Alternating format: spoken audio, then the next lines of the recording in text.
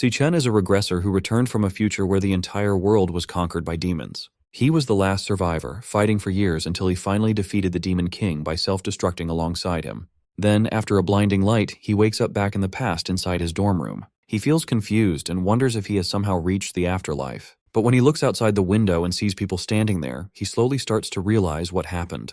After a moment, it finally hits him that his wish came true. He has gone back in time to his university days from 10 years ago. Just then, a strange hologram appears and tells Chen that the power of gluttony has been fully integrated. As he stares out the window, he realizes he has 3 years left before the first demon lord, Wrath, descends. He clearly remembers that this demon lord was responsible for everything that followed. Wrath was the one who opened the gates of hell, allowing the other demon lords to enter the human world one after another. Our hero decides that he must find where Demon Lord Wrath will appear and eliminate him before the gates can even open. Snapping out of his thoughts, Chen focuses on the floating interface beside him, which clearly displays his stats. He wonders if this is some kind of game menu or system, since he never had anything like this in his past life. Back then, he only relied on his awakened power, something only 1 in 10,000 people possessed. The National Awakener University was built to recruit these potential awakeners. Unfortunately, when Chen was here the first time, he completely failed to awaken and grew used to being bullied, which explains why he just woke up in the infirmary. Suddenly, the system opens another panel showing a lightning-type assassin card, which he instantly recognizes as the class he had in his previous life.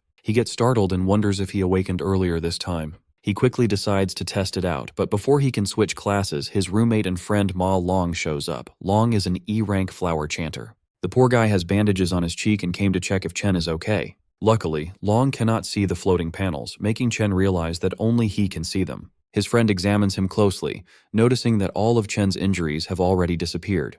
He wonders how a non-awakener is recovering faster than someone like him who already awakened. Chen remembers Long from his previous life. His roommate managed to awaken during university, yet he ended up as one of the weakest awakeners and was brutally murdered on the 3rd day after Wrath descended. Chen smiles quietly as he looks at his old friend again. Long then reminds him that their rank test is tomorrow and they need to get ready. Long feels bad for Chen, thinking he still hasn't awakened, but reminds him that this test is extremely important if he wants to graduate. As they walk through the lively streets, Chen casually mentions that it has been a long time since he saw so many people around, which scares the hell out of his roommate. Chen thinks to himself that if he does nothing in this life, they will all face the same miserable future again. Because of that, he decides to train as hard as possible and raise his level quickly. However, there is a problem.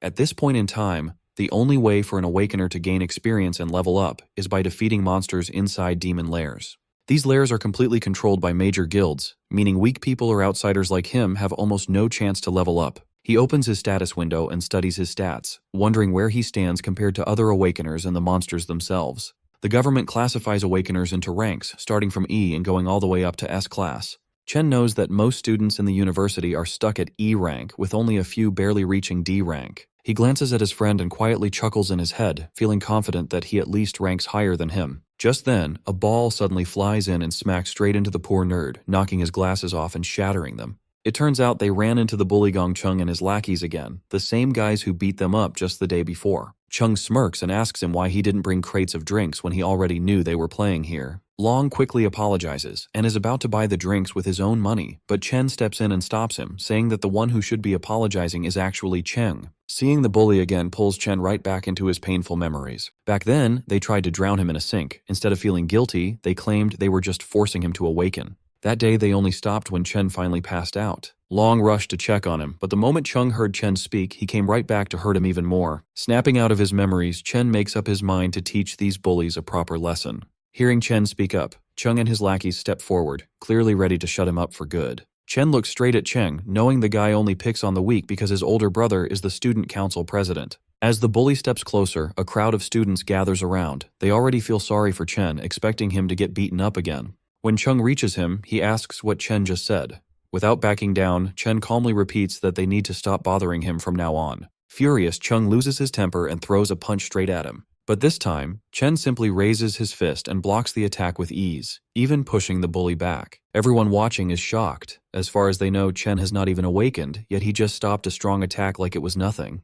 Growing even more angry, Chung rushes in for another attack. Chen calmly prepares himself and switches his class to Electric Assassin. Long stands nearby, completely stunned. Meanwhile, Chung activates his indestructible demon armor and charges forward with a heavy strike. Before he can even get close, Chen dashes in and blasts him away with a lightning-charged punch. The crowd cannot believe their eyes. The so-called weakling just sent the school bully flying with a single punch. Even after taking such a hit, Chung refuses to back down. He shouts at his lackeys to step in and get revenge for him. However, his lackeys are already shaking in fear after seeing what Chen just did. Chung forces himself back to his feet and charges at Chen once again. But once more, he gets beaten down and slammed away without standing a chance. Watching their boss get crushed like this, the lackeys quickly realize they are outmatched and run away. Long, watching all of this unfold, is left speechless. His jaw drops as he struggles to accept that his roommate, who was easily beaten just yesterday, is suddenly this strong. Chen, on the other hand, realizes that just like in his past life, he can switch into his assassin state whenever he wants. Even at level 1, his stats are high enough to handle low-level awakeners. This means his current rank must be at least D class. However, there is still one thing he needs to confirm. Even after defeating someone, the system has not given him a level up. Curious about this, Chen steps forward to finish the bully off completely, causing everyone around to watch in panic. Right at the final moment, the vice president of the student council, Ling Yu, steps in and tells Chen to stop. She reminds him that even though Chung was at fault, this level of beating is already more than enough. She assures him that the bully will not dare to trouble him again. Because of this, Chen finally decides to let him go. As he backs off, Chen wonders why the student council is so eager to step in and save someone like Chung. Even though Chen was just putting on an act and didn't actually plan to kill him, he knows that bullies like Chung need to be punished properly. Otherwise, they will just keep targeting anyone weaker than them again and again. Chen then walks away with his roommate. Watching from a distance, the bullies' lackeys hide and whisper among themselves that they should never provoke Chen again. That night, Long tries to tell their other roommates how Chen awakened as a ridiculously strong lightning assassin, but none of them take his words seriously. Long keeps explaining how their once weak friend managed to beat Chung so badly, but Xiang Zuo, an E-ranked nucleus mage, treats it like a joke. Zuo asks why Chen is still running around training like this if he has really become such a big deal. He argues that a real awakener would not need to rely on basic physical training anymore. Hearing this, the gamer roommate Xiang Yu comments that it sounds like Long must have taken a serious hit to the head. Zuo continues, saying that the 4 of them are placed in this dorm because they are the weakest students at the bottom, and nothing they do will change that. He even claims that he is the strongest among the 4 of them, while Long and Yu are just support chanters. He flexes a little, telling himself there is no way Chen could have actually become a lightning assassin. Feeling more confident than ever, he hopes that he might even rank up during the final test before their graduation tomorrow. At an E-ranked demon lair, the student council president Gong Ting finishes his training session and walks out with Ling Yu. He notices his younger brother still standing there and asks what he is doing. Chung complains that as long as the guy who beat him is still around, he cannot even sleep peacefully. He keeps pushing his brother, begging him to get revenge for him. Ting calmly assures him that he will handle the mess he created. Sitting at the dining table, the vice president asks Ting how he plans to deal with this situation. Ting just asks her if the boy is really as strong as his brother claims. Ling Yu reminds Ting that there are fewer than 10 D-ranked students in the entire school, and Ting has already recruited all of them into his club. She adds that other students do not even have access to demon lairs like he does, meaning no average guy should be able to stand against him. Back outside, Chen keeps running like crazy while getting completely drenched in the rain. He sets a goal to run 20 full kilometers while carrying a bag loaded with 100 kilos, which is almost twice his own weight. He understands how important basic training is for raising an awakener's strength limit, since a stronger body is needed to handle high-level powers. As he runs, he remembers how his sister, his only family, was killed when the Demon King Wrath descended upon the human world. The Demon Lord slaughtered countless humans in an instant, and his sister died right in front of his eyes. He makes defeating this Demon King his main goal, since that moment was the start of all the destruction. Chen knows that the Demon Lord is already growing stronger, even with 3 years left before his arrival. Because of this, Chen needs to grow even faster if he wants any chance of winning. Right at that moment, his sister Siyun calls him. Hearing her voice again after so long leaves him completely silent for a moment. She explains that she could not call earlier because she was busy with a competition. She adds that their rent problem might be fixed if she manages to win a prize. While she keeps talking, Chen quietly listens and smiles. He feels a strong promise in his heart to protect her and give her the life she deserves this time around. After the call ends, he returns to his training and completes 3 more laps around the university. Once he is done, he heads straight for a shower, feeling that he is slowly getting used to this younger body and its strong potential for growth. He sits down and starts thinking about the demon lairs, which only rich people can access. He knows that he will need to defeat monsters somehow in order to grow stronger. While thinking about this problem, he eventually falls asleep and finds himself pulled into the gluttony system. He lands in a strange place and starts wondering if this is just some kind of weird dream. Back outside, Long looks for Chen and wonders where he has disappeared to. Inside the strange space, Chen sees a massive tower standing right in front of him. Before he can get a good look at it, a group of E-rank cloud warriors called Death Hounds appears to greet him. Chen worries that he somehow entered a demon lair and quickly switches his class. Since the monsters appeared out of nowhere, he decides to deal with them first and figure out the rest later. He easily takes down the weak hounds, since they are all bark and no bite, and collects their dropped items. He quickly reaches level 2 and smiles, thinking he might have gotten lucky by stumbling into a demon lair. A boss monster shows up next, but Chen defeats it just as easily. He cuts right through it, allowing him to level up again. The experience points he gets from the boss are much higher than what the normal monsters gave him earlier. The boss monster's body then gets marked as devourable, making Chen wonder what that means. He remembers the gluttony skill he saw earlier on his system panel and reaches out his hand to test it. The devouring finishes instantly, and the monster gets absorbed into a card. Chen is shocked to realize he can turn defeated monsters into new classes he can use. He quickly realizes this is the exact same ability the Demon Lord Lan Yu had. The thought of having a power just like a Demon Lord leaves him shaken. In this world, most people are born with only one class, while a rare few might have two. However, Chen can now hold as many classes as he wants. He wonders how he got this crazy power and what the dark tower in front of him really is. While he thinks about all this, he feels a strong presence, and a new demon appears holding 2 S-rank blades. The demon is clearly an S-rank, meaning Chen has no real chance of winning. Knowing he is badly outmatched, Chen still summons a lightning sword to fight back and gamble for his life. Strangely, the demon standing in front of him somehow knows his name. The demon trades blows with Chen, but it is clear that the monster is only toying with him. It avoids hitting his vital points on purpose and just keeps knocking him down over and over. After pushing Chen to his limit, the demon finally speaks. It tells Chen he can survive if he stays and guards the tower with it. Chen refuses the offer, so the demon brutally slashes his arm. The demon threatens to finish him off. It explains that it only went easy on him because Chen is the only person who could reach this place. It asks him to think about it one more time, but Chen does not lose hope. He refuses again, ignoring the danger he is in. He shouts and charges forward, determined to fight back, and attacks the demon again. During the whole fight, Chen has been studying the demon's movements. He noticed a 0.4-second delay before every swing. He knows he can use that tiny window of time to watch the angle of the monster's wrist and dodge the attack perfectly. He also found a 0.2-second recovery pause where the demon is defenseless. He plans to use that short opening to aim right for its heart. Even though he manages to pull off this risky move, he knows a D rank like him cannot truly beat an S rank. His real goal is to paralyze the demon just long enough so he can escape. He does exactly that and runs toward the only light he can see, hoping it is a way out. But just as he reaches the light, it vanishes. The demon tells him it was just an illusion and that there is no exit in this place. The demon explains that this palace is not actually a demon lair at all. However, it praises Chen for finding the flaws in its attacks so quickly. The demon reveals itself as the Purgatory Rakshasa. It tells Chen that he really is the one who can bring hope. As Chen takes a closer look at the demon's body, he gets a shock. He realizes he has seen this exact same look before on the Demon Lord Lan Yu. Our hero remembers the final battle before he went back in time. His opponent in that fight was no ordinary demon. During their fight, the creature first turned into a dragon. Then it kept changing into other scary high-level monsters. It used boiling magma, poisonous vines, and lightning that was even stronger than his own. But out of all those forms, the one that really caught his attention looked exactly like the demon standing in front of him right now. He realizes something shocking. Every single transformation must have been part of Demon King Lan Yu's power. Since that power is now inside him, the demon he sees right now is just the power of gluttony absorbed into his own body. His smart guess really impresses the demon. It calmly tells him that he is truly worthy of inheriting the power of this entire dimension. Chen frowns, confused about what it means by the entire dimension. A golden void key appears in the demon's hand. It is the only way to enter and leave the giant tower behind him.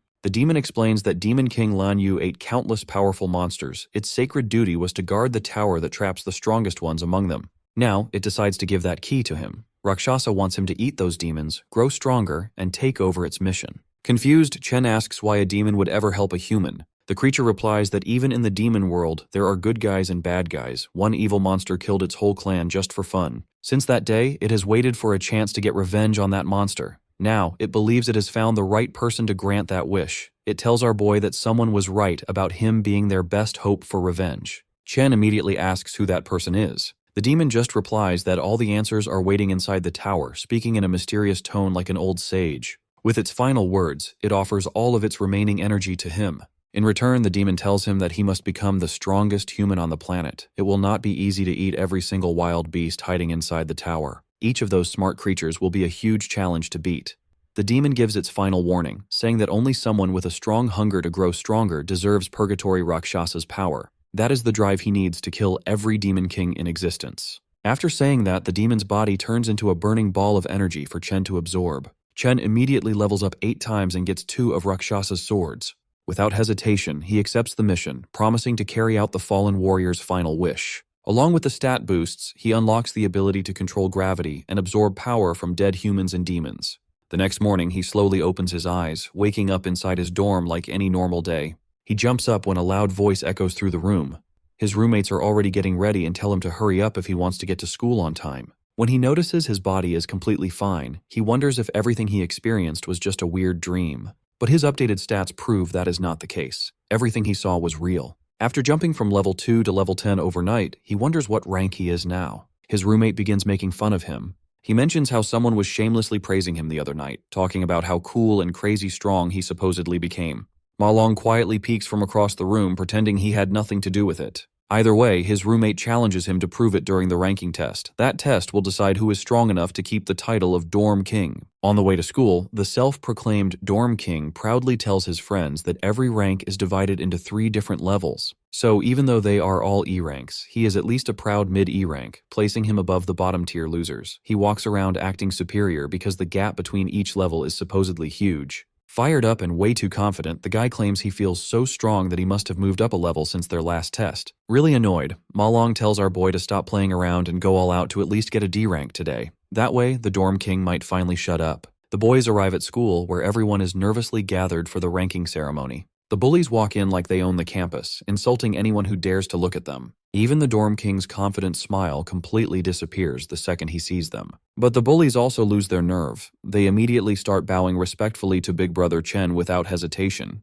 His roommates slowly begin to realize that maybe everything Ma Long said was not complete nonsense after all. Our boy ignores the bullies and just minds his own business. Another student decides to step in front of him. It is Jian, a student council officer who acts like the school police, and he gives Chen a very polite warning. The student council president personally sent him to punish the guy who dared to hit his precious little brother. All of Chen's friends immediately scatter and hide. They are terrified of Jian, the enforcer who handles all the dirty work for the president. His roommates cannot figure out why this D-rank monster is targeting Chen like this. He steps right into Chen's personal space. The president's loyal follower brags that his great sense of smell lets him judge exactly how strong someone is, and right now, all he smells from him is a weak, pathetic loser. Amused by the insult, our boy fires back without hesitation. Shane completely loses his temper the moment he gets called a dog. Before a fight can actually break out, the overgrown pup's master orders him to stand down so they don't cause a public scene. After doing some digging, he found out that his little brother was the one who started the fight. Getting beaten up was simply the result of picking a fight with someone way out of his league.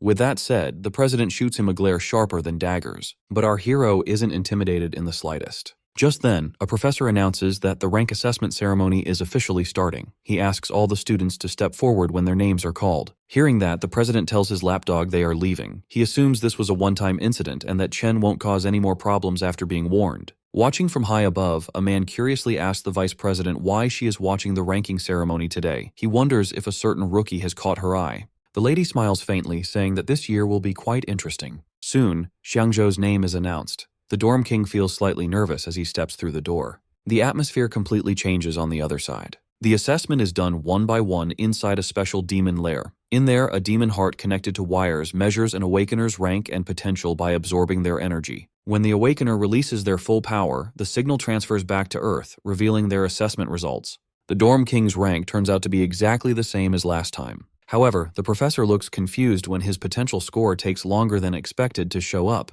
Ma Long stares intently at the shifting numbers. After building up all that suspense, Xiangzhou's maximum potential is revealed to be only a C. He walks out looking sad, realizing that all the progress he thought he made was just in his head. His roommates try to comfort him, telling him they are all in the same boat anyway.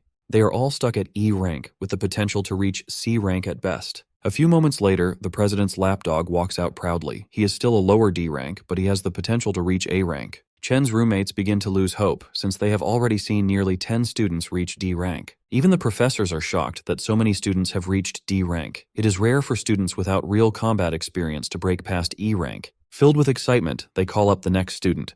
It's the president, who carries everyone's expectations on his shoulders. All eyes turn to Gongting, the student who is already a guild master, as he walks onto the stage. Our boy stays calm and patiently waits for his results. Everyone in the academy knows that Gongting was only a lower D rank 2 years ago. Since the school's historical record for the highest grade is middle D rank, people wonder if the president will finally raise the bar. Inside the demon lair, the demon heart's eyes slowly open to his presence. The president isn't able to unleash everything he has. Still, he has a burning desire to go out with a bang at graduation, carving his name into the history books as #1. When the professors see his potential grade glowing gold, they blink in disbelief. Their suspicions are confirmed as Gongting's high D rank completely blows them away. Not only that, but excitement erupts through the crowd at the sight of the first potential S rank in history. The president's lackeys praise their boss non-stop. Even Chen's roommates burn with jealousy as they watch a legend being born right before their eyes. The professors quietly agree among themselves that this news must be sent to the administration immediately. They need to treat their precious S-rank candidate with the utmost care, making sure he never leaves the country. On top of that, he is the youngest student in the academy to be involved with a guild. Their school's name is now guaranteed to dominate the headlines. Observing from above, Principal Yuan Long realizes that Vice President Ling Yu already knew about his potential. That is exactly why she came in person to watch the ceremony. However, she makes things even more interesting by revealing that he wasn't the only one she came to observe today. Besides the flashy president, there is another student she finds much more interesting. Right on cue, that exact student is the next one called onto the stage. Jean comes up with a bright idea and decides to taunt the mysterious urban legend, urging him not to end up as E-rank trash like his roommates. He says they will become a laughingstock if that happens, adding that it's a disgrace for them to even show up at such a prestigious event. Long backs up his friend and boldly claims that he will knock everyone's socks off. The crowd watches in pure anticipation. Chen finally enters the demon lair, and the demon heart instantly senses intense pressure as he approaches. Our hero recalls that the best way for an awakener to secure a good future is to join a high-ranking guild. He knows the only way to reach that goal is by performing well during the graduation combat assessment. There, candidates must choose their own members to form a 10-person squad. The squad that takes first place gets directly recruited into the nation's top-tier Imperial Guild, making the purpose of this test very clear to everyone. Jian begins recruiting and introduces another low-tier D rank to his boss. He proudly claims that their party is now complete. He explains that they already have all the D ranks along with the president's brother on their team, so there is no way they can lose first place. Jean knows that strong students will naturally group together to form the best party, leaving the weakest to do the same. This creates a brutal environment of survival of the fittest, where the weak are easily cast aside and eliminated. After some time passes, Long starts to feel anxious because the screen isn't changing. The crowd quickly assumes that Chen must be so weak that the system can't even register his presence.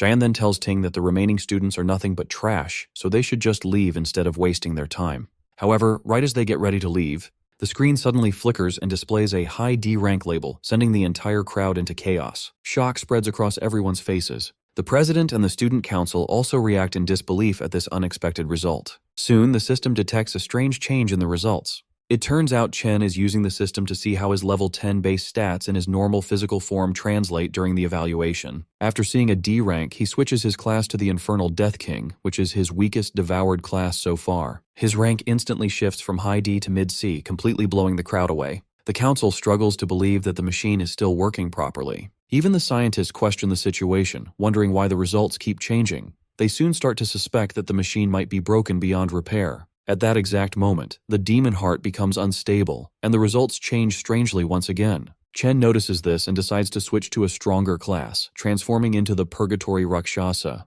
The demon heart grows anxious as a violent storm brews outside the demon lair. Jian shouts in confusion, treating the storm like a celestial sign that history is rewriting itself as if their dorm has produced a divine monster. In the very next moment, his potential flickers to S rank, leaving both the scientists and President Ting completely stunned. However, the system suddenly displays a warning. The user's potential exceeds its maximum load and cannot be detected under the current limits. Jian's brain almost shuts down like a blue screen of death, and his soul nearly leaves his body from pure shock. As the system begins to break apart under the overwhelming pressure, the scientists rush forward in a panic, wanting to ensure the student doesn't get hurt. But when they finally arrive, they freeze in disbelief. They find a shriveled raisin sitting where the demon heart once was, since it completely burned out from extreme overuse. It turns out Chen might have scared it a little too much. Still, he ends up devouring it and gains the ability to see anyone's rank, along with receiving warnings about nearby dangers. He walks out of the demon lair and is pleasantly surprised when everyone's rank appears right in front of him. But he quickly notices that the president has hidden his true potential, turning out to be nothing more than a mediocre C rank at best. The scientists walk out awkwardly and inform everyone that the demon heart suffered a heart attack from extreme strain, so they must pause the testing for now. They label Chen's stats as a probable error and announce that a full report will be sent to the higher-ups for review. The remaining students are told to return the next day for their assessment, as a new testing device will be ready by then. On the way back, Chen's roommates hype him up and treat him like an absolute legend after what he just pulled off in front of everyone. Jean clearly can't handle his jealousy. He calls Chen a fraud and demands compensation for breaking the machine and wasting the council's time, acting like a sore loser. Just as Chen reaches his limit and prepares to destroy the guy on the spot, Ting steps in and immediately calls Jian out. The president warns him not to disrespect their teammate, which completely shocks Jian. Ting then extends his hand, inviting the newly revealed powerhouse to join his team. He confidently promises that together they will undoubtedly achieve the highest score in history. Jean starts to panic in the background. He knows someone will have to get kicked off the team to make room for Chen, and this will definitely cause trouble with the brothers. He knows that joining Ting's team practically guarantees first place. Because of this, he wonders what makes Chen so special, especially when other people could not even bribe their way onto the team no matter how hard they tried. Jean swallows his pride and slowly welcomes Chen to the team, placing a hesitant hand on his shoulder. Chen immediately slaps his hand away and says he has zero interest in joining them. This response makes Jian sweat in fear, while Ting just watches the whole thing in silence. Jean snaps at Chen and says he has no clue what he is turning down, reminding him that their team is easily the best in the whole school. Chen turns his back and walks away. He says it has nothing to do with them and calls their group too noisy to deal with. He tells them not to bother him again. Jian boils with anger after being rejected so rudely. The whole school quickly begins to gossip about Chen's refusal. Most students think he plans to take first place all for himself after revealing his C rank. Now, the whole school gets to enjoy the drama unfolding right in front of them. Chen's roommates fully enjoy seeing the humiliated looks on Jian and Ting's faces after such a public and brutal rejection. The president stays calm and tells Jian not to worry if Chen has his own plans. Seeing this, the watching principal sighs in disappointment. He had really hoped the boys would team up. He wanted them to work together to break a new school record. However, Ling points out that things are much more interesting this way. She explains that Ting grew up rich and spoiled, so he will definitely see this refusal as a declaration of war. She reminds the principal that the president is not an easy person to cross once his pride is hurt. Jean keeps complaining, saying Chen only has a big ego because a test error showed he was a C rank. Ting hints that the result might actually be real. He admits that even if it is unlikely, he cannot let anyone take his first place spot. Jean remembers that Chen is likely just a normal student with no real combat experience. On the other hand, the council members are elites who secretly trained inside a demon lair to get strong. He suggests going to teach Chen a lesson for being so rude. Ting cuts him off and asks if he really thinks their president is petty enough to do that. Jean realizes his mistake and apologizes. Ting then cancels their karaoke plans and tells Jian to handle the situation by himself. He coldly adds that whatever Jian chooses to do has nothing to do with him.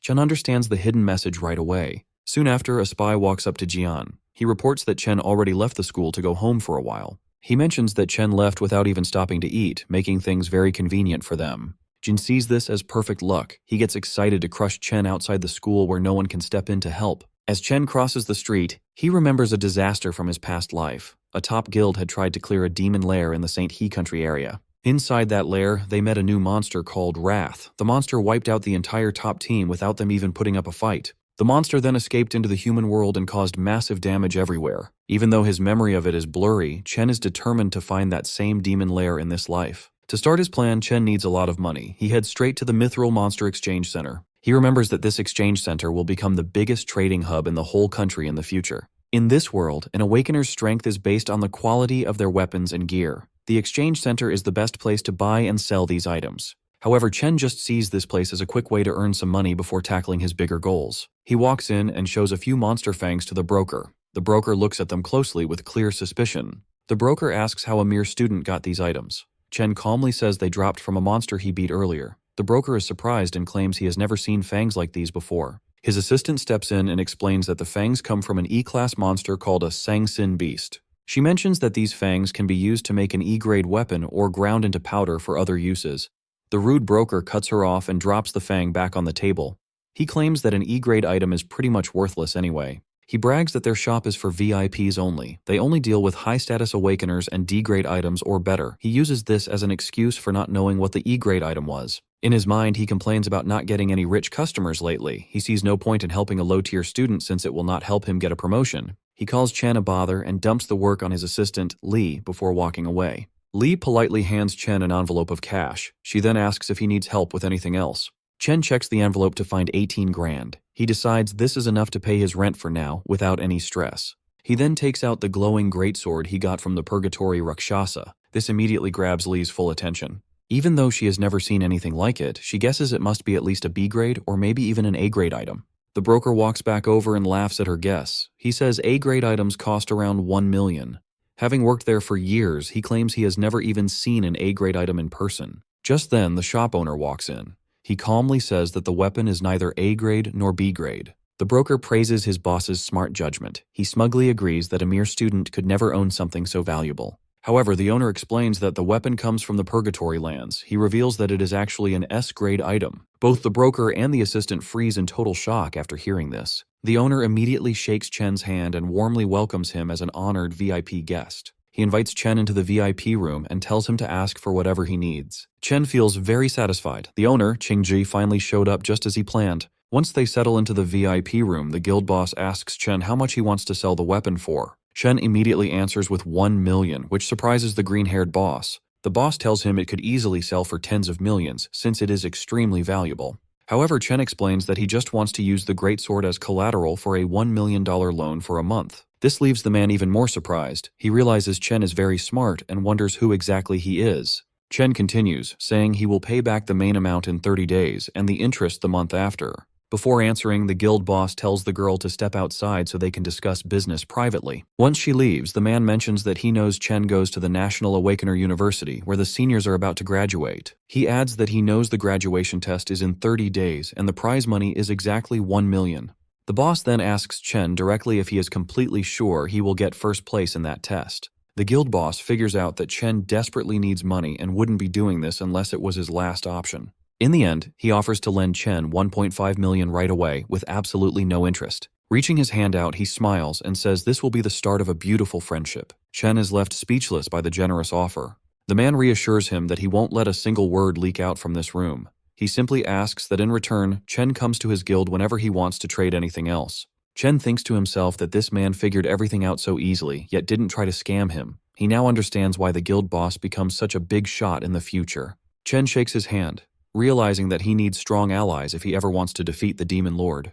A few moments later, the contract is signed, and the money is sent to his account instantly. The guild boss then asks if he needs to borrow a weapon for the test, since he just gave his away. Even though the guild doesn't have any S-rank gear, they still have plenty of high-quality A-rank equipment for him to choose from. Chen tells him not to worry. He then simply summons the other greatsword he got earlier, leaving the guild members completely blown away. With that, Chen takes his leave. Right after, the guild boss promotes the pink-haired girl to supervisor for bringing in such a high-level client.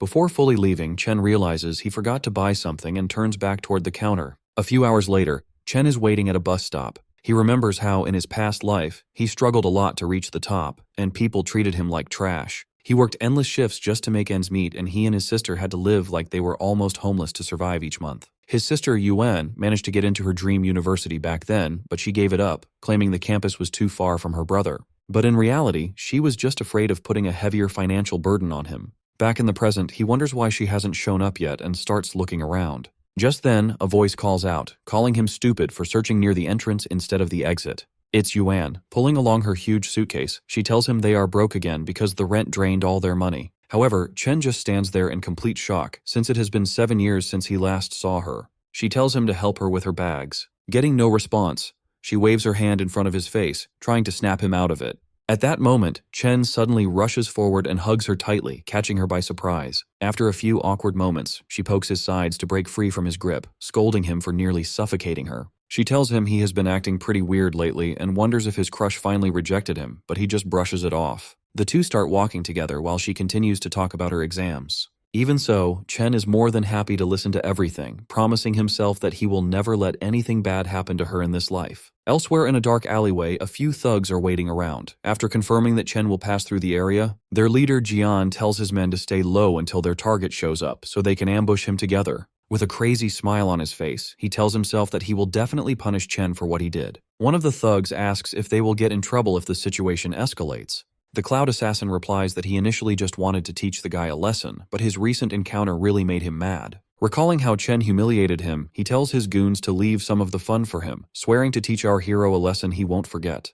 Jean brags about being the best Cloud Assassin around, drooling as he imagines the look of despair on his target's face. As Chen and his sister walk together, Yun points out that he has been acting strange lately and wonders if the exams are stressing him out. She quickly plays it off, teasing that a weakling like him shouldn't overthink things. She reminds him of his own advice, to keep going no matter what and leave the rest to fate. Trying to lift his spirits, she starts singing a motivational song as they enter an alley. Chen is pleasantly surprised that she noticed his change in mood so easily, though he realizes she still doesn't know about his awakened powers and newfound wealth. When he confidently replies that he is fine, she wonders if it's just his male pride talking.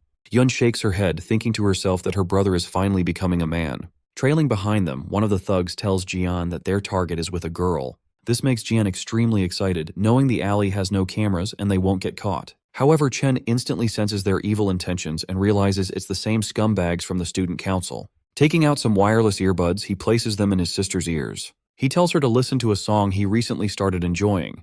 This catches her off guard since he rarely listens to music, but she goes along with it to understand him better. Chen then turns around, staring daggers at the scumbags as they slowly advance. With the music playing in Yun's ears, the thugs rush forward and the fight begins. Chen immediately switches to his lightning class. He thinks about how it has been 7 years since he lost his sister, and he just got her back. Filled with anger, he wonders where these guys got the nerve to attack them, dashing forward like a bolt of lightning.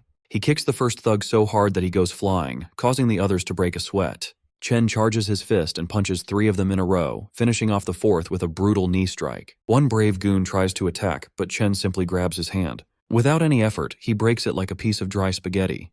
The guy screams in pain, only to receive a heavy punch straight to his nose. Seeing his men get thrown around, Jian freezes in shock, wondering how Chen became so strong. Chen doesn't stop there, continuing to throw punches left and right as he makes his way toward the Cloud Assassin. When Chen finally reaches him, Jian tries to convince himself that he is the strongest assassin alive, declaring that he cannot lose. Our hero quickly brings him back to reality with a devastating punch that sends him flying. He follows up by rushing forward, unleashing a combo of punches that knocks several of Jian's teeth loose. The Cloud Assassin rolls violently across the ground and crashes into a wall. He looks up only to see Chen staring right at him like a demon. Chen looks down at the defeated Jian and reminds the piece of trash that he already warned him to stay away. Staring straight into his soul, he asks if the brainless scum can't even understand basic human speech. Beaten beyond recognition, the once arrogant assassin can no longer feel his legs, with half the bones in his body completely shattered. Realizing he messed with the absolute wrong guy, he barely manages to mumble out a pathetic apology. Chen promptly shuts him up, grabbing his collar and pressing a cold dagger right against his face. Staring into Chen's eyes, the so-called top assassin sees it clearly. There is absolutely zero hesitation to kill. This is not the aura of a normal high school student. Jane cannot help but wonder what kind of hellish experiences could turn a man into a monster like Chen. Dripping with cold malice, Chen tells the broken boy to remember his words carefully if he wants to avoid a repeat of this nightmare. He won't hesitate to tear them apart if they ever try anything stupid again. Delivering his final warning, he adds one last chilling condition for emphasis. If they so much as step within a mile of his sister, he will gladly hunt down and erase everyone close to them, one by one. With his message delivered, he drops the dagger and casually walks back to Yuni's side before the background song even finishes playing. Meanwhile, his sister is completely overwhelmed with emotion, moved to tears by the painfully sad and lonely lyrics of the track. She cries, heartbroken and confused over what her brother must have endured to change so drastically over the years. She even wonders if her support back then was simply not enough. Wiping her tears, she spins around, determined to give him a proper scolding. But she freezes mid-sentence the instant she spots the gift in his hand. The shiny, gold-plated pen she has always dreamed of owning is sitting right in front of her eyes. Yun flushes bright red with overwhelming excitement. She can hardly believe her brother actually bought her the newest holographic magic pen, an item that costs more than their entire monthly rent.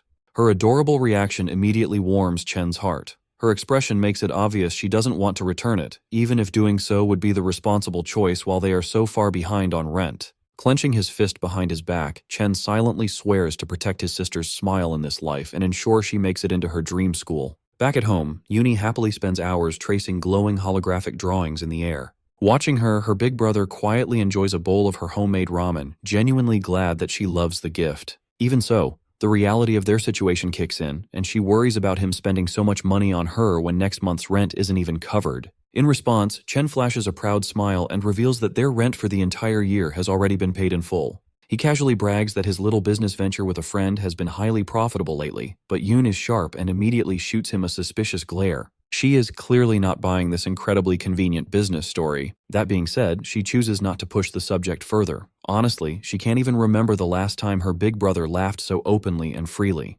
Gently patting him on the shoulder, she makes one simple request. Whatever secret hustle he's working on, he just needs to make sure he doesn't burn himself out. Meanwhile, at a quiet aquarium, Student Council President Ting shares some shocking news with his cousin. The city's best doctors have declared that their top assassin is critically injured beyond recovery. Over half the bones in his body are shattered beyond repair. The fact that he fought Chen was already unexpected, but the horrifying state of his body post-battle is absolutely staggering. His cousin reacts with chilling indifference. Her only disappointment is that the number of elite graduate students joining his team has now dropped. But the president is just as ruthless, brushing it off by stating he'll actually perform better without some burdensome NPC weighing him down. Just then, their uncle, who also serves as the academy's director of employment, speaks up. Director Gong Xuan calmly delivers his official report regarding our hero's recent moves. His detailed investigation into the chaos at the ranking ceremony has finally concluded, and the results are undeniable. Chen genuinely ranks higher than the student council president himself. This massive revelation catches the former top student completely off guard. The director then offers a stern word of advice, revealing that Ting's father personally requested a vice chairman of the alliance to evaluate his upcoming combat exam performance.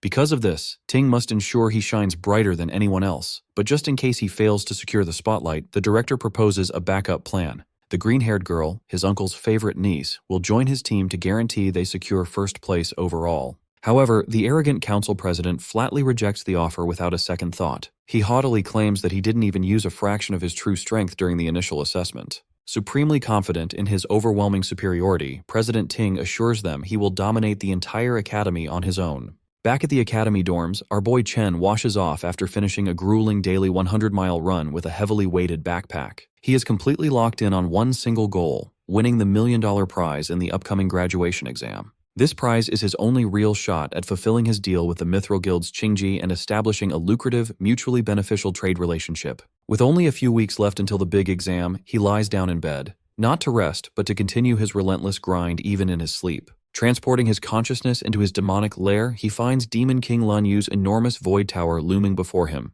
Without a hint of hesitation, he marches up the long, imposing staircase leading to its entrance. Previously, his first assessment using the Gravehound King class reached a respectable mid-C rank. On the other hand, the sheer, overwhelming strength of his Abyssal Fiend class completely overloaded the Academy's rating system. Even the Demon Heart itself was utterly incapable of properly classifying its true potential. Because of this, the only way to accurately evaluate his remaining classes becomes painfully obvious. He must unlock the Void Tower and test their raw destructive power directly on the battlefield. Stepping inside, Chen is curious about what kind of brutal, nightmarish challenge the tower will throw his way. But the moment he sees what waits for him inside, his eyes widen in pure shock. He gets transported to a strange dimension, standing on top of a massive white planet floating in space. The moment he takes his first step, he drops to one knee, barely able to keep his body upright. In the Fallen Star Wastes, the gravity is 10 times stronger than on Earth, and Chen feels the crushing pressure deep in his bones. Behind him, the tower entrance vanishes. He knows this means he has to defeat the boss to reopen the exit, so he needs to adapt quickly before any monsters can ambush him. However, a phantom lion prowling nearby isn't going to give him that chance. Left with no other choice, Chen instantly switches to his lightning class. The lion lunges at him, but he narrowly dodges and stabs it right in the shoulder. The beast roars in anger, but the strike doesn't do much damage since it missed its vital spots.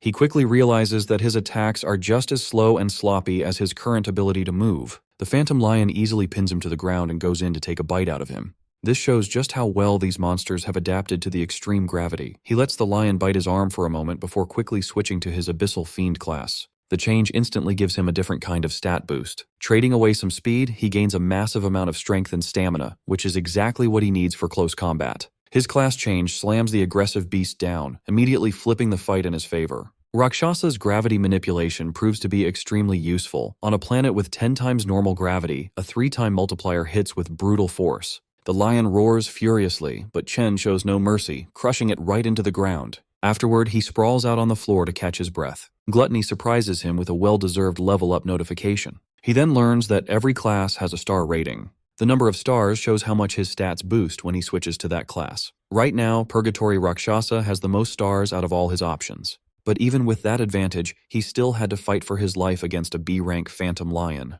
It is clear he still has a long way to go before reaching his full SSS rank potential. To make matters worse, he's annoyed to see that Gluttony won't even give him the option to absorb the creature. This monster clearly wasn't the floor boss either, since the exit didn't appear after he killed it. Suddenly, a massive door opens behind him. Dozens of glowing eyes peer out from the dark. Reality hits him hard. All the effort it took to beat just one Phantom Lion is nothing compared to what is coming next. Countless B-rank monsters pour out of the door, clawing and attacking him from every direction. Only now does he finally understand what Rakshasa warned him about. The demon told him that the tower was filled with ruthless beasts and that his path would be full of endless pain and suffering. But he was also told to endure it all so he could adapt and grow stronger. Chen suddenly jolts awake from his sleep, feeling like he just survived the worst nightmare of his life. Everyone else in the room is still fast asleep, completely unaware that he just felt the agony of being torn apart by monsters. He finally realizes that the Purgatory's Void Tower isn't a shortcut to instantly leveling up. He is only at the very start of a long and painful journey. A few weeks pass, and it's finally time for the Academy's graduation exam. Many VIPs are there to watch the promising new batch of students. New rules are announced for forming teams, requiring at least one high E-rank student in every party. When it is time to form teams, it's announced that all students can now see each other's ranks. This helps everyone quickly decide who to recruit for their group. The students are listed in order of their rank, from highest to lowest. But Ma Long quickly notices something weird. Chen is also confused when he sees his name sitting all the way at the very bottom of the list. All eyes turn to him, as everyone wonders how a high-grade awakener could possibly be in the lowest spot. The jealous students immediately start talking trash, convinced that his original high rank was just a mistake in the test. Still, even they can't deny that his strength is real, and having him on their team would easily boost their scores. Council President Ting stays quiet while people whisper about the fool who must be regretting his choice to reject the president's offer. It turns out the man behind this trick is his own uncle, Gong Xuan. He figured no one would invite Chen to their party after seeing him ranked at the bottom.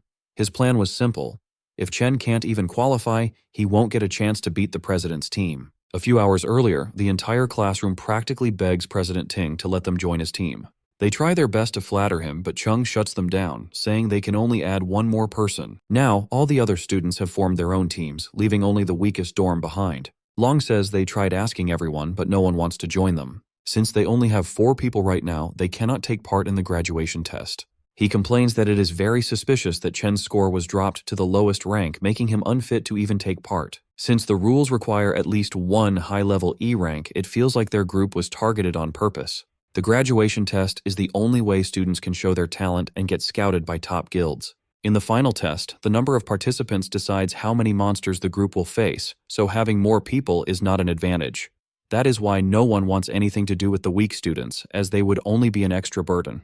To make things worse, the 3 lowest-ranked students are all from the same dorm, leaving them completely isolated. A student calls out to Zuo and tells him they are only missing one person. The guy tries to manipulate him, saying he surely does not want to fail the graduation test by teaming up with his weak dorm mates. Chen realizes that if this keeps going, there is a high chance they will all be left out and will not even get to compete. However, the dorm king rejects the offer and says he will never abandon his roommates. The other group leaves in anger, but he still warns them not to underestimate others. Checking the student list, Long announces that almost everyone has already formed their teams. They only need one more person, but no one is willing to join them. Chen stares at the director and realizes the man shares the same last name as the student council president. He notices these dirty tricks. Chen wonders if Gong Xuan really thinks he is that big of a threat. Not losing hope, he declares that he will definitely take part in the tournament and activates his lightning power. Since the others are showing their hate so openly, he tells himself he does not need to hold back either. Releasing his energy, he steps forward while the officials in charge are surprised by his sudden display of power. Even his dorm mates start to wonder what is going on. Chen recalls that all Awakener schools have a special rule. To create a competitive space, students can challenge anyone at any time. Even though it might look like showing off, this is a way to display strength and get recognized. In situations like this, many people would refuse to fight in the first place. However, he knows the student council president will not back down. As long as he defeats the blonde guy, everyone will want to team up with him. A girl appears at the door and calls out to Chen, asking if he still needs someone on his team. She adds that she also wants to take part in this year's graduation test. The vice president points out that she reached D rank back in middle school, so she will not disappoint him. His dorm mates go crazy, wondering how he managed to get such a beautiful girl on his side. Chung and Ting both look confused about what is happening, while the director nearly chokes on his water. The students start gossiping and wonder why an exchange student wants to join the worst-ranked team in the test. No one really knows who she is, but there is a rumor that she comes from the Saint Kingdom. The director gets very angry and tells her that exchange students cannot take part in the school's graduation test. He goes on to say that Ling never took any rank tests here, nor did she prove her rank, which goes against all the rules. The principal suddenly appears and says that the director is right. Gongshuan is shocked when he sees the old man. The principal then asks why Ling wants to join the test, since she will only stay at the school for a short time. Chen is caught off guard and wonders how the principal suddenly teleported, since he is a warrior class. The old man explains that it would not be fair to others if she joins the test, and she simply plays along. Chen starts sweating when he realizes that he cannot even tell what rank these two are. The director finally gathers the courage to speak up and supports the principal, saying a school cannot function without rules. The principal then changes his tone and explains that the goal of the school is to provide a learning space for awakeners so they can achieve great things in life. Even though the graduation test is a tradition, it is also one of the most important moments in a student's life. He asks how the school will make up for the loss if a student cannot take part due to sudden rule changes. The director starts sweating heavily and wonders if he has finally been exposed. He begins to question if the principal is doing all of this just for Chen. Realizing it is not worth the trouble, the director decides to back down. He tells himself that since the strongest students have already formed a team, they should easily win the test anyway. The director bows to the principal and apologizes, admitting they overlooked how this system could stop some students from getting a chance to grow. He then announces that to ensure fairness, even lower-ranked teams and groups with less than 5 members can now participate. The 4 dorm mates finally form their team and celebrate that they can take part in the graduation test. Sitting in the back, the principal tells Ling that she seems a little too interested in Chen. On one side of the test, the student council president leads the team of the strongest players. On the other side, Chen leads the 3 weakest players. This makes the old man very curious about which cave they will choose and how many points they will score in the end. The official then announces that all captains can now choose which devil cave to enter. His tablet dings, catching him off guard because one captain has already made a choice. Everyone is shocked when they see which cave Chen selected. His dorm mates also panic and tell him to quickly change his mind, asking if he understands what he just did. However, Chen remains silent as he continues to stare at the screen. During the graduation test, teams of students enter a devil's cave and earn points by defeating monsters. Defeating monster lords and clearing the dungeon quickly gives separate points.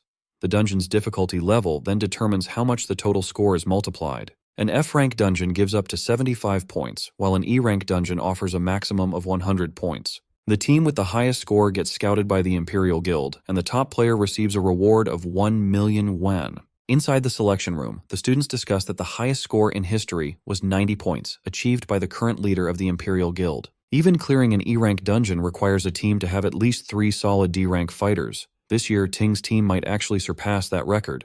The display suddenly dings, informing everyone that someone has already selected a Devil's Cave. A student is shocked to see that Chen has chosen a D-rank dungeon. No one has ever cleared a D-rank dungeon before, and everyone wonders if he made a mistake. Long asks Chen if he hit his head, while the dorm king completely loses his mind at the screen. The nerd tries to talk some sense into Chen, but he reveals that he thought long and hard about this choice. The system dings again when the student council president also selects the D-rank cave. Ting's teammates immediately accept their leader's choice, officially qualifying them for the test. The classroom goes wild at the announcement, though Ting's group tries to act nonchalant. A blonde goth girl roasts Chen for trying to act tough, assuming he just wants attention. A bald student adds that Chen's weak teammates will never agree to this, and the team will fall apart. Long studies Chen's face and realizes he is completely serious. He wonders when his friend became so bold and how much he has changed. Making up his mind, the nerd presses the confirm button, deciding to trust his friend. Yo also hits the green button, feeling like he has nothing to lose. The dorm king gets annoyed that the others made their choice before him, so he presses the button too. With that, the system officially qualifies their team for the test. Looking at his dorm mates, Chen apologizes and explains he chose this dungeon to become the top scorer. He knows he is dragging them into his own dream, but he reassures them they will reach the top together. Hearing his words, the president stands up and declares that the top spot belongs to him alone. Chen turns around and faces him directly. Ting releases an intimidating aura, stating that there can only be one strongest student in the school. Standing in the back, Ling is surprised as this is the first time she has seen such strong emotions from Ting. The rivalry between the two is now out in the open. The principal feels proud that the students are so fearless, but Ling is uneasy about Chen choosing a D-rank cave, which even a C-rank fighter cannot clear alone. Even though a student can earn 150 points from a D-rank cave, the difficulty is just too high. On top of that, his teammates are not well suited for it either. The principal adds that with only a month left, it will be impossible for them to improve enough in time. Even so, he still hopes for the best. 2 weeks later at the training grounds, everyone lies exhausted on the floor. Long asks why they are doing physical training while the other students are using simulation training. Chen made them go through all kinds of exhausting exercises, leaving them extremely frustrated. Chen explains that simulation training is actually no help at all. When someone enters a devil's cave for the first time, their mind goes blank and their instincts are the only thing that saves them. The physical training is meant to improve their strength so they can move faster and react better. The best training would be to enter a real dungeon and gain experience, but ordinary students can only dream of that.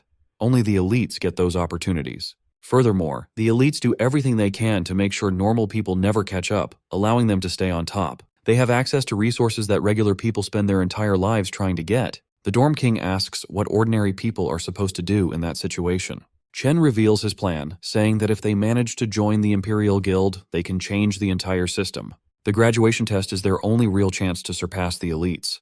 Driven by this dream, Chen swears to do everything he can to keep his promise and guarantees that they will win. With just half a month left before the graduation exam, our boy trains inside the Void Tower every single night. Defeating the Phantom Lions is no easy task, but he refuses to quit no matter how hard they beat him up. 5 days before the exam, his roommates are training with everything they have. Our boy, however, is on a completely different level. His intense routine makes even the toughest training look like a basic warm-up. With just 2 days left, his rival is clearly not slacking off either. But Chen is improving even faster. Now he can confidently fight a whole pack of lions under heavy gravity. With blood running down his face, he has never looked more ready to win. On the day of the exam, a small drone floats near the students to guide them. The boys walk in wearing matching outfits, looking really sharp. Once all the students put on their wristbands, the exam officially begins. Outside the exam area, the academy principal warmly greets Gong Lin. This sharp-looking man is President Ting's father, the co-founder of the Imperial Guild. The students cannot stop staring at the Imperial Guild co-founder, looking at him like he is a rare animal at the zoo.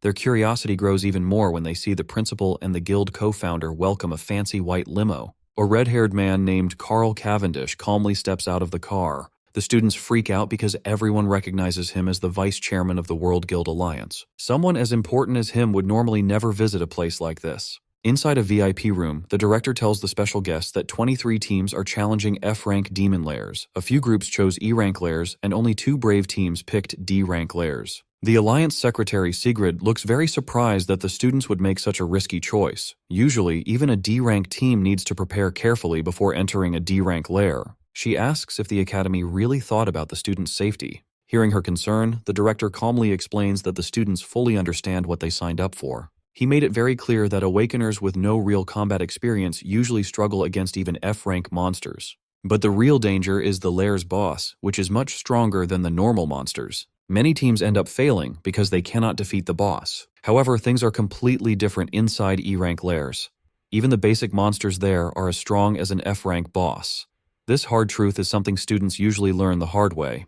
The Alliance Secretary then asks if there is any protection for the students if things get too dangerous. The director promises her that the Academy cares deeply about its top students. To keep everyone safe, a warrior from the Imperial Guild stands outside every lair, ready to jump in if anything goes wrong. On top of that, the wristbands each student wears can instantly teleport them to safety if they choose to give up or if their life is in real danger. Hearing this, the lady still doubts that the Academy has students skilled enough to beat a D-rank lair. She quietly wonders how long those teams can actually survive inside. The director, however, is sure that the young E-rank students will probably come running out in tears. Inside the D-rank dungeon filled with giant frozen trees, Chen's teammates are clearly terrified. Anyone would be scared after seeing those nightmare creatures, which look like a mix between weird bats and monkeys. Chen quickly warns his team that these monsters dive at their targets in the blink of an eye, so they need to stay on high alert. Suddenly, a group of the ghost monkey bats flies straight down at them. Surprisingly, all the boys manage to clumsily dodge the monster's super-fast attacks. While they are still excited about dodging a D-rank creature's attack, something even crazier catches their attention. Our boy stands there calmly with a lightning sword in his hand, surrounded by dead monsters lying at his feet. He tells his team to focus on saving themselves first since they aren't strong enough yet, leaving the rest to him. Suddenly, another ghost monkey bat lunges at them with incredible speed, but they barely manage to dodge it in time. Songzu realizes that Chen had actually been pushing them to train their reflexes and speed so they could survive against monsters like this. Ju grits his teeth. He had been calling himself the Dorm King all this time, but now he has no choice but to rely on his random roommate.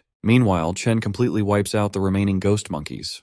They dive toward him in waves, but he slices them down before they even know what hit them. The Dorm King mutters to himself that he always heard about Chen's strength from Ma Long, but this is the first time he's seeing it for himself. To him, Chen doesn't look like a normal student at all, but more like a battle-hardened soldier. As the fight continues, the Dorm King feels a bit of jealousy creeping in over Chen's rising reputation. Out of nowhere, another monster appears behind the group, and Zhu barely manages to block its strike. He grabs the creature's leg with his flaming hands and yells at his teammates to stop acting like dead weight and get it together. After all, Chen isn't the only one whose graduation is on the line. The others stare at him, surprised by his sudden determination. Inspired by the Dorm King's stubborn will, Shangzu casts his Vine Lock spell, successfully tying up the monster. But to his shock, the creature breaks free almost instantly, kicking Zhu in the process. Long casts his Frostbite Breeze spell, which only slows the monster down a little, so they decide to combine their attacks. Working together, they manage to hold the creature down briefly and shout for the Dorm King to take the shot. He charges up an explosive flame bullet and lands a direct hit.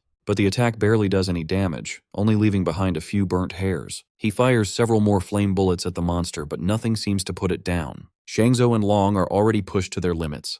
The Dorm King decides he can't afford to hold back anymore. He gathers all his strength and unleashes a massive flame attack straight at the monster, triggering a huge explosion. When the smoke clears, only a charred skeleton remains. The drone announces that they have successfully killed a D-class ghost monkey bat. The three of them collapse onto the ground, completely drained. They are thrilled that they actually managed to defeat a D-class monster on their own. Chen walks over, slightly surprised, and they immediately ask if he saw them take it down. The monster leaves behind a single finger bone as loot, and Zuo tries to act tough, casually claiming that killing it was a piece of cake. Chen congratulates them anyway. Soon after, the drone announces that all the monsters inside the Devil's Cave have been cleared. Watching the live feed, Director Gong nearly loses his mind. He can't believe these supposedly weak students with zero real combat experience defeated a D-level threat. The rest of the staff just stay completely silent. At the same time, Vice Chairman Cavendish's assistant calmly praises Chen for his outstanding performance. He thinks to himself that Chen's aura reminds him a lot of an old friend. The Vice Chairman mentions Chen's name and decides to remember him, which instantly worries President Ting's father and the director. To keep the focus away from Chen, the director quickly points everyone's attention toward the student council team inside the other D-rank cave. He points out that the team has already reached the middle section. The chairman's aide praises their teamwork, comparing their skills to a professional guild raid team. Chairman Carl smiles at this and says that the graduates this year are truly impressive compared to past classes. Director Gong whispers to himself that the real battle is just starting, and the best part has yet to be seen. Inside the D-rank Toxic Vine Cavern, the president's party is attacked by poisonous mushroom monsters popping up from all directions. A girl plays her guitar to cast a decay spell, while a star mage groups the mushrooms together using his attraction ability to set up a combo attack. He calls out to the captain, and the president charges in with his sword, ready to finish the monsters off in style. With a single fast strike, the president unleashes his blazing sky sword skill, blowing the mushroom monsters apart perfectly. His teammates notice that the monsters in this school test are exactly the same as the ones they fought during training. Because they know what to expect, the team handles the fight easily without feeling any pressure. They already guessed that the school officials set up the test ahead of time for them. Having the right support makes life much easier for them. Thinking this, they start celebrating early. They are totally confident that they will win first place this year without a real challenge. Down on the final level of the Cloud Forest, the boys are shocked they actually survived long enough to reach the boss monster. In the middle of a frozen wasteland, they spot a giant ghost ape calmly eating its meal. The Dorm King starts sweating right away, just thinking about how strong the monster is. One hit from that beast would probably kill him instantly. Right then, the creature slowly locks its eyes on the weakest person in the group. Ma Long screams in fear, and that single loud noise is enough to make the beast attack. The giant ape jumps right at them in a scary leap. The boys run away as fast as they can to save their lives. Chen just charges forward without any hesitation. He jumps straight into the beast's giant face with a hard kick, then lands a series of fast punches that bounce its heavy body in the air. He ends the fight by completely ripping the monster apart into pieces. Seeing this brutal fight leaves his friends completely shocked. Even after winning, Chen feels annoyed because these D-rank monsters are not giving him enough experience points. The item drops are disappointing too. He then hears his teammates shout in excitement that they found giant mana stones. It turns out the giant ape was hiding the shiny stones inside a hollow tree trunk. His friends are amazed by the surprise treasure and quickly reach out to grab the crystals. Chen shouts a warning for them to stop, but he is a second too late, and a bright flash of light explodes from the trunk. In just a few seconds, the whole area is covered in solid ice. Shangzu, the Dorm King, and the camera drones are completely frozen by the cold blast. Up in the VIP room, the live video feed suddenly cuts out. The shady director smiles, looking like he was waiting for this to happen. He knew high-rank monsters would set traps, and he figured it was only a matter of time before Chen and his rookie team walked right into one. Vice Chairman Cavendish frowns, clearly worried about the students. The director pretends to feel bad about Chen failing and says they have no choice but to pull the team out right away. The principal disagrees. He points out that the students are not in any real danger yet, because their wristbands will automatically turn on if their health drops too low and none of them have asked to give up. He believes only the students should have the right to decide when to quit. Down in the dungeon, Ma Long shakes in the freezing cold. Out of everyone in the group, he is the only one who did not get frozen. This is because his character class has a naturally high defense against ice magic. Long hears a scary laugh and spots a skeleton ice monster staring right at him without any mercy. He recognizes it as the Lord of the Lair, remembering it from the Monster Compendium.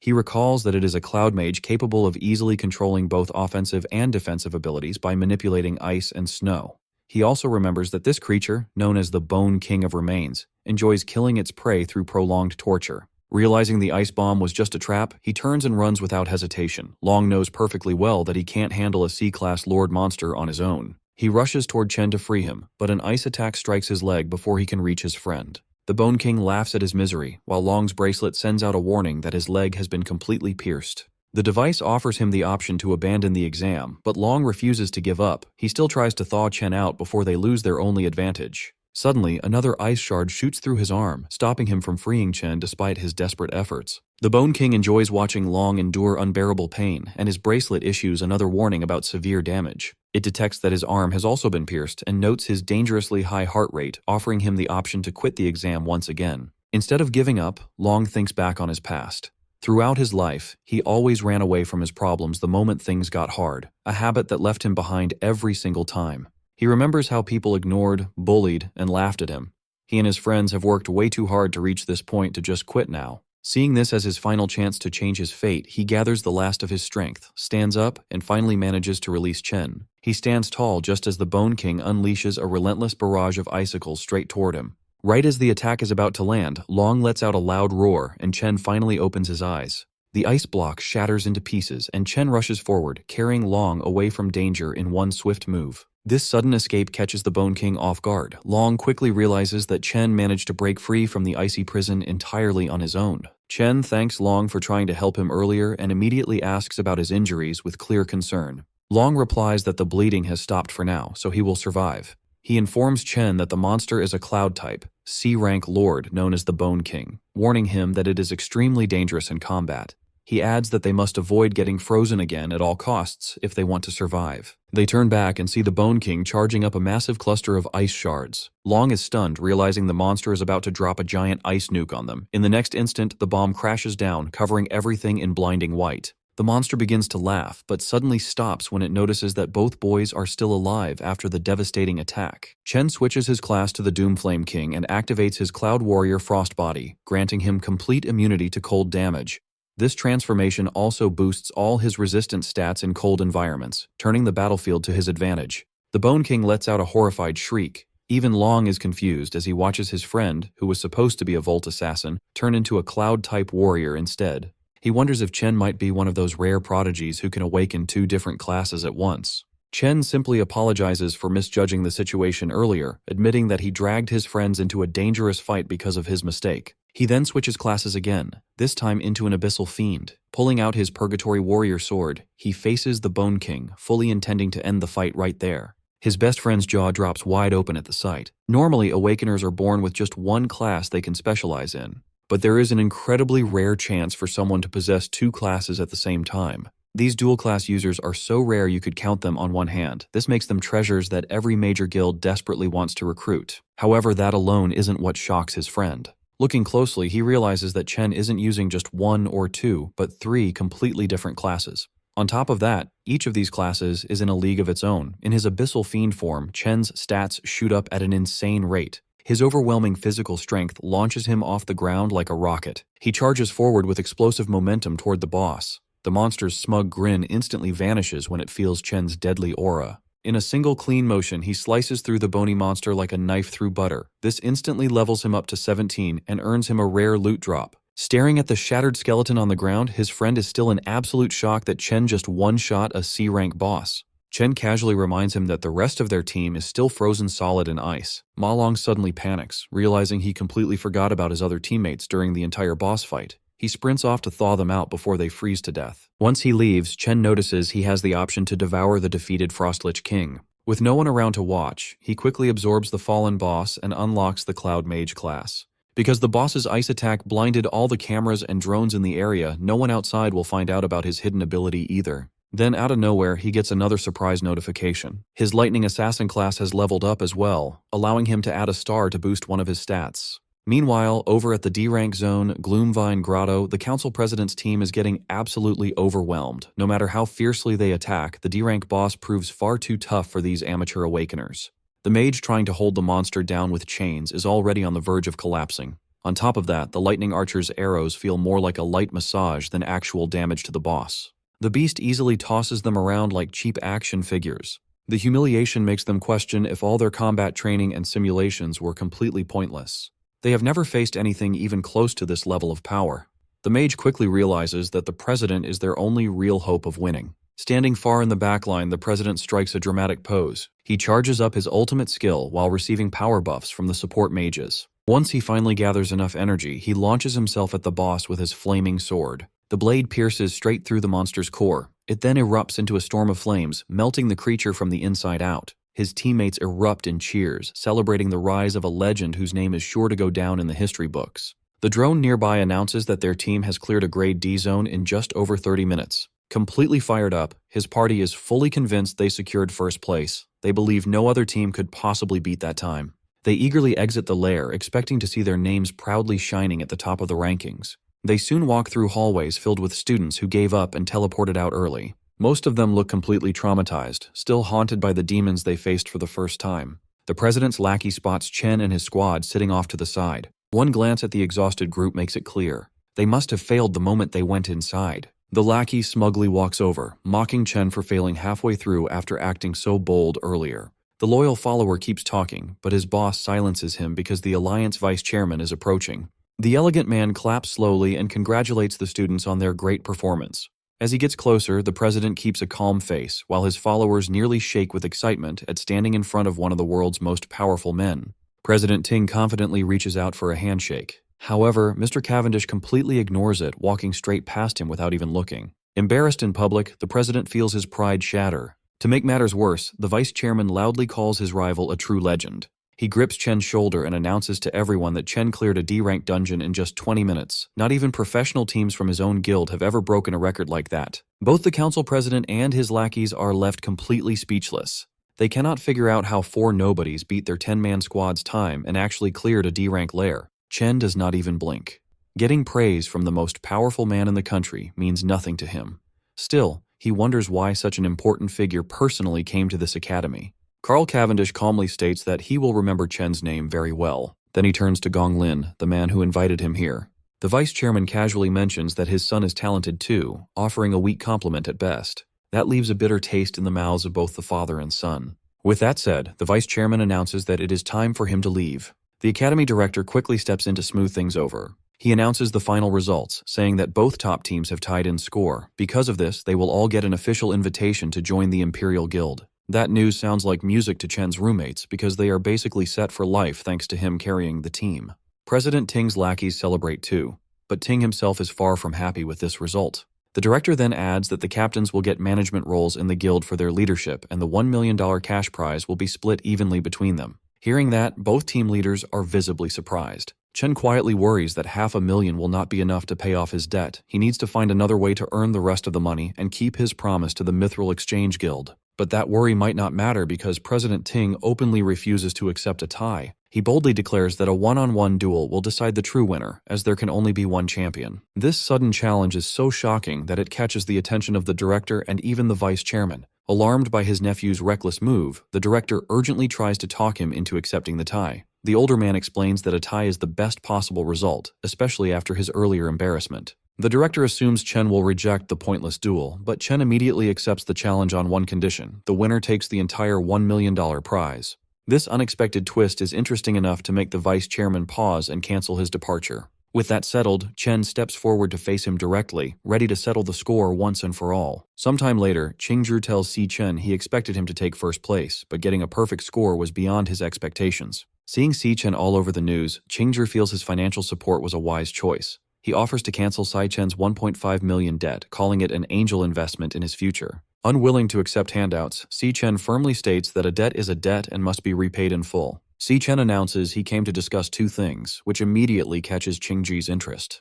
First, Si Chen requests a one-week extension on his repayment deadline. Because the graduation test ended in a tie, his prize money fell short by 500,000. He reveals his plan to get the rest of the funds, a one-on-one tiebreaker against the other champion, Gong Ting. The duel will happen next week inside a wild devil's cave outside the school. Qingzhi is shocked by this reckless idea, questioning why two students would enter a wild dungeon. He warns Si Chen that it is too dangerous without professional training. Unfazed, Si Chen tells him not to worry and promises to win the remaining $500,000. To make up for the extension, Si Chen promises to hand over all the monster materials he gathers from the cave as interest. Seeing Si Chen's lack of fear and clear focus on his debt, Qingzhi sweats in disbelief. He admits to himself that the young man is truly special. Si Chen casually adds that there is a second, more important reason for his visit. With a serious face, Si Chen bluntly states his final piece of news. Whatever he reveals leaves Qingzhi completely shocked, his mouth dropping open in disbelief. Speechless, Qingzhi stands up and stares at Si Chen in stunned silence. Later that afternoon at Qingshui Middle School, Si Chen's younger sister, Si Yun, celebrates the end of her final exams while her classmates complain about the difficult test.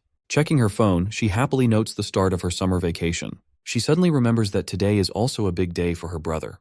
His graduation assessment. She looks at her phone's lock screen, which shows a cheerful selfie of her and Si Chen. 4 years ago, an excited Si Chen burst into the room with his admission letter from the National Awakener University, thrilled that he had elemental potential. A younger Si Yun excitedly asked if he was going to become an awakener like their parents. Full of hope, Si Chen promised to join a top guild, make money, and give her a better life. He also believed that gaining power would let him find the truth behind their parents' disappearance. Si Yun cheered him on, confident her brother would become a strong awakener. In a more recent memory, a sad Si Chen sat at his desk.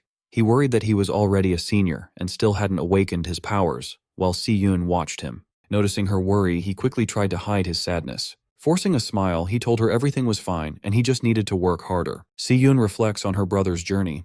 Despite working harder than anyone, he was the only student who failed to awaken. She realizes how lonely he must have felt watching his peers succeed, all while hiding his pain to protect her. Her classmate, Zhu Tong, runs up and greets her. Zhu Tong asks if Si Yun has heard the latest news. She reveals that the National Awakener University produced 2 genius graduates this year. Zhu Tong explains that both graduates led their teams to perfect scores and were praised by the vice chairman of the Guild Alliance, making their county famous. Zhu Tong remembers that Si Yun's brother goes to that university and asks about him. Si Yun hesitates, feeling sad about the question. Before she can answer, a pink-haired student interrupts them with a flirty greeting. The boy, school idol Jin Duoxin, smugly tells Si Yun he booked a private room and asks if she is free to join him tonight. Zhu Tong is shocked, asking since when Si Yun knew the school idol. Si Yun just looks very annoyed. Without saying a word to him, Si Yun turns and runs down the hallway as fast as she can. A confused Zhu Tong wonders why her friend is running away, while Jin Duoxin watches her leave. Sprinting home, Si Yun imagines her brother crying in failure while his peers celebrate. Desperate to comfort him, she decides to prepare a big feast to cheer him up. Later that night at their apartment, Si Yun prepares a huge, delicious spread of food with a hot pot and many side dishes. Si Chen is amazed by the feast, asking his sister how she made so much food so quickly. As Si Chen happily eats, Si Yun watches him quietly, full of concern. On the TV, the news broadcasts a report on the graduation test at the National Awakener University. Si Chen continues to enjoy his meal while the news details the visit of Vice Chairman Carl. Seeing him act so cheerful, Si Yun assumes he is just faking it to hide his failure. The news reports a rare dual champion event where 2 students got perfect scores. The broadcast reveals that Vice Chairman Carl praised one of the team leaders who earned the perfect score, announcing the name Si Chen. Hearing the name, Si Yun looks at the TV in shock. She cannot believe the news that her brother, whom she thought failed, is actually the genius with a perfect score. In a dark room, a bloody whip lies on the floor, and a voice coldly states that the stage has been set. The speaker is Gong Lin, standing over his beaten son, Gong Ting. Holding the whip, Gong Lin yells at him, saying he had invited a special audience for his son's victory. He scolds his son for ruining the performance he had planned. Covered in bloody marks, Gong Ting breathes heavily as his father angrily reminds him that he embarrassingly tied with a nobody. He declares that Gong Ting will no longer make his own decisions. He reveals that he has already taken control and rigged the upcoming tiebreaker. Gong Ting hangs his head in defeat as his father coldly states he will handle the situation himself. He vows to get the victory by any means necessary, obsessed with ensuring first place belongs only to the Gong family. Meanwhile, hearing the news, Si-yun turns to her brother and asks if the Si-chen mentioned on TV is really him. Si-chen calmly eats his dinner and confirms that it is indeed him. Shocked by the confirmation, Si-yun drops her spoon, which shatters on the floor, as a flash of lightning outside mirrors her surprise. She stares at him in disbelief, realizing her own brother achieved such a great feat during the graduation assessment. She is amazed that he not only led his team to a perfect score, but was also personally praised by the vice chairman of the Guild Alliance. A stunned silence settles over the dinner table. Overcome with emotion, Si-yun lowers her head and wipes away tears, thinking of him as her silly brother. With tears of joy and pride, she smiles at Si-chen, realizing he finally made it to the top. On the night of the graduation combat assessment on June 17, 2157, Vice Chairman Carl Cavendish relaxes in a private dining room eating some premium beef. While enjoying his meal, he asks his companion for a progress report on her current assignment. Sitting across the table from him is Ling Yu.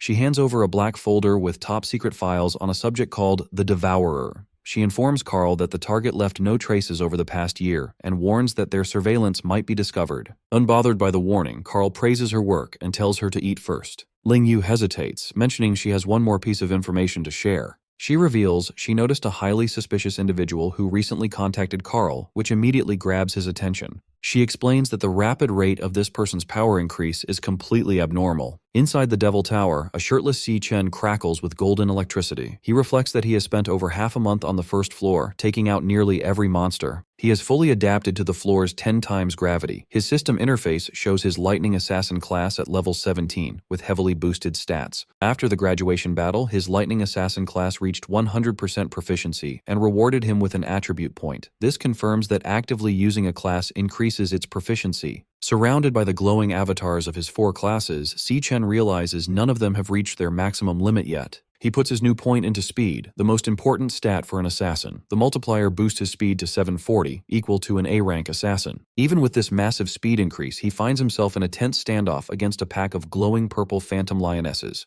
His main problem is the floor's lord, a massive phantom lion king, which he has been unable to hit. As 2 lionesses lunge at him, Si-chen activates his Divine Flash skill, transforming into golden lightning to meet them. He notices the Lion King's strange abilities. Whenever he finds an opening to strike, the creature instantly vanishes before the attack lands. He analyzes the pack's combat patterns. They adjust their positions rapidly, but 2 lionesses always fight in close combat while 2 stay on standby. The Lion King also constantly maintains a safe distance from him. Si-chen narrows his eyes in frustration, realizing the Lord refuses to fight directly. Staring down the massive beast, Si-chen wonders what kind of combat class this evasive Lion King possesses. As a phantom lioness charges, Si-chen counters and thrusts a powerful bolt of lightning directly into its mouth. Just as he is about to land a fatal blow, the creature vanishes in a flash of pink light, leaving him frustrated. He figures out this teleportation ability isn't limited to the Lord. The lionesses also vanish when he tries to finish them off. A spatial portal opens, allowing the targeted lioness to safely reappear next to the Lion King.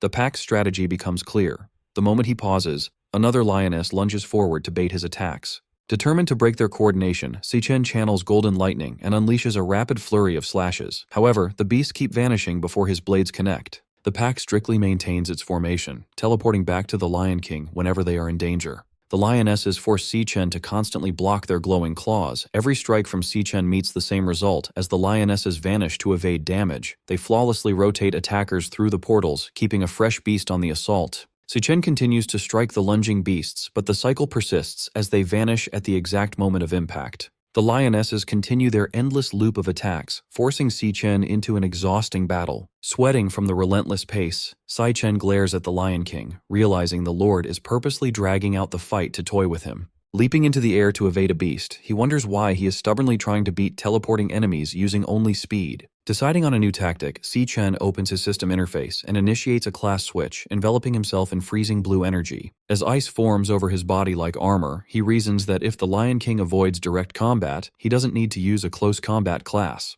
The transformation turns his hair white and his eyes glowing blue. He resolves to use the mage class to shut down the beast's evasive tactics. The system confirms his class switch to the level 17 Cloud Mage, Frostbone Skeleton King. Standing tall with an icy crown, Si Chen prepares to use his area of effect spells to control the battlefield. Now in his level 17 Cloud Mage class, Frostbone Skeleton King, Si Chen floats high above the battlefield and unleashes a wide-scale spell called Frost Spike.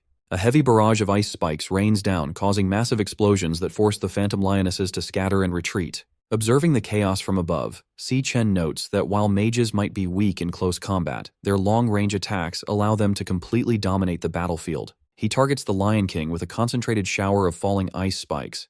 Just as the attack is about to hit, the beast uses its spatial ability to vanish. The Lion King emerges from a portal a safe distance away, easily dodging the strike. As the Lion King regroups with the other lionesses, a massive, swirling vortex of icy energy suddenly surrounds them, trapping the entire pack. Si Chen notes that by forcing the beast into his kill zone, he has stopped their hit-and-run tactics. Sensing danger from above, the panicked Lion King looks up to see Si Chen creating a giant sphere of freezing energy called a Frost Blast Bomb. Si Chen coldly states that there is nowhere left for them to hide, leaving the shocked Lion King to let out a desperate roar. Si Chen throws the massive ice bomb downward, detonating upon hitting the ground. The impact covers the entire area in a blinding flash of white light and freezing energy. When the light clears, the devastating power of the spell is shown, leaving the Lion King and its pack frozen solid within jagged pillars of ice. With his targets completely trapped, Si Chen does a rapid class switch, summoning a glowing pink sword into his hand. His eyes glow blue as he confidently declares that the battle on the Dreadspire's first floor is finally over. Using his Stellar Warrior class, Si Chen leaps toward the frozen targets and unleashes a heavy downward strike called Triple Cataclysm. The energy blade easily slices through the trapped lionesses, shattering their icy prisons and cutting them down in one sweep. The defeated beasts dissolve into dark mist, leaving Si Chen standing victorious beside the fallen Lion King. The system confirms his victory. His alias, Ash C, levels up to 24, and he is rewarded with several Phantomane bones and a rare heart. A new prompt appears over the defeated Lion King, showing the boss monster is ready to be devoured. Si Chen stands over the dead beast, gathering a bright light in his hand as he starts the absorption process. His eyes glow red as he focuses his energy on the body, wanting to find out what evasive class the monster used against him. Activating his absorber ability, Si Chen pulls a swirling vortex of dark red energy from the fallen beast into his fist. The energy forms a new system card in his palm, revealing the Lion King's Stellar Tamer class. The card explains its annoying abilities, forcing contracts with other beasts and instantly teleporting them across the battlefield. Examining the Stellar Tamer card, Si Chen reflects that he has never seen a class like this before. This discovery helps him understand why the boss avoided direct combat. He figures out that the Lion King's base stats were simply too weak, forcing it to hide behind its teleporting minions. Reading the card's skills, Si Chen admits that the Stellar Warp teleportation ability is incredibly powerful. He also finds the Stellar Pact ability interesting, though it relies heavily on intimidating the target into submitting. He realizes that to get a contracted beast of his own, he will need to use a very aggressive and terrifying approach. Suddenly, the starry void around him shatters into blinding light, catching him off guard as the environment changes drastically. The illusion breaks completely, revealing the Dreadspire's true first floor, a vast, hot desert of rolling sand dunes. Looking at the barren wasteland and giant skeletons scattered across the sand, Si Chen wonders what disaster caused such destruction. A crackling sound draws his attention to a nearby dune. A vertical rift expands into a fiery portal, signaling that the gateway to the second floor is officially open. Just as he prepares to move, a hostile glare and low growl from the shadows behind him make him quickly turn around. He traces the glowing pink eyes to a large ribcage buried in the sand. Hiding inside is a fluffy lion cub, fiercely growling despite being bound by magical chains. Si Chen is genuinely surprised to find that one little lion managed to survive the battle. Assuming it is the final remaining enemy, he forms a lightning dagger in his hand and prepares to finish the job. As he approaches the hiding cub, he realizes a crucial detail. Since the cub didn't disappear when the Lion King died, it must not be one of the boss's contracted minions. Looking closer at the chains wrapped tightly around the small creature, Si Chen wonders if the Lion King had kept the cub imprisoned there against its will. Staring down at the bound cub, Si Chen gives an intimidating glare, leaving the tiny creature completely terrified. Instead of attacking the cub, Si Chen quickly swings his dagger to shatter the magical chains holding it captive. Freed from its bindings, the little lion falls safely onto the sand. Si Chen turns away, calmly stating that he is giving the cub its freedom back. As he prepares to leave, Si Chen asks the cub if this ruined place used to be its home. The tiny lion shakes off the dust as it watches him. With a sympathetic look, Si Chen reflects on the tragedy of watching loved ones die and seeing everything you care about destroyed. The cub stares at him as Si-Chen admits he knows exactly what that pain feels like. Walking toward the portal, Si-Chen advises the cub to stay alive and keep moving forward, announcing it is time for him to head to the next floor. Suddenly, a glowing system interface appears beside his face showing a beast contract request. Since the beast started it voluntarily, the success rate is 100%. The contract also unlocks 2 passive skills, sharing experience to boost stats, and letting Si-Chen see through the beast's eyes if it is in danger. Si-Chen stops and looks back, genuinely surprised by the unexpected prompt. The white cub sits on the sand, looking up at him as the system identifies it as Lion King Leo and asks if Si-Chen accepts the creature's request to become his contracted beast. Si-Chen looked at the small lion cub, Lion King Leo, asking if it truly wanted to accompany him. The cub answered with a resolute roar. Standing before the fiery portal, Si-Chen explained his plan to ascend the Dread Spire, warning that the monsters would only grow more dangerous. He cautioned the cub that it could die, asking for final confirmation. Leo responded with another fierce roar. Seeing the cub's resolve, Si-Chen accepted its decision. Their eyes glowed with a bright pink pentagram.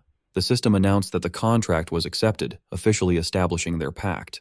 The system displayed the Stellar Tamer class and Stellar Pact ability, which allowed forced contracts based on deterrence, but the beast would die if the master perished. 2 passive skills were activated. One boosted the beast's stats and shared its experience, and the other granted the master the beast's vision if it was in danger. Finally, Stellar Warp unlocked, allowing him to teleport to or summon the beast. With their bond formalized, Si-Chen smiled and declared it was time to move. The energetic cub bounded alongside him. Approaching the vortex of flame, Si-Chen gave Leo one rule. During a fight, its only focus was to survive. Si-Chen then stepped through the fiery threshold. They emerged onto a rocky cliff in a vast subterranean landscape filled with molten rock and pillars of liquid fire. Sweating heavily, Si-Chen remarked on the scorching heat, feeling as though the intense temperature could melt him. As they explored, Leo peered over a molten chasm.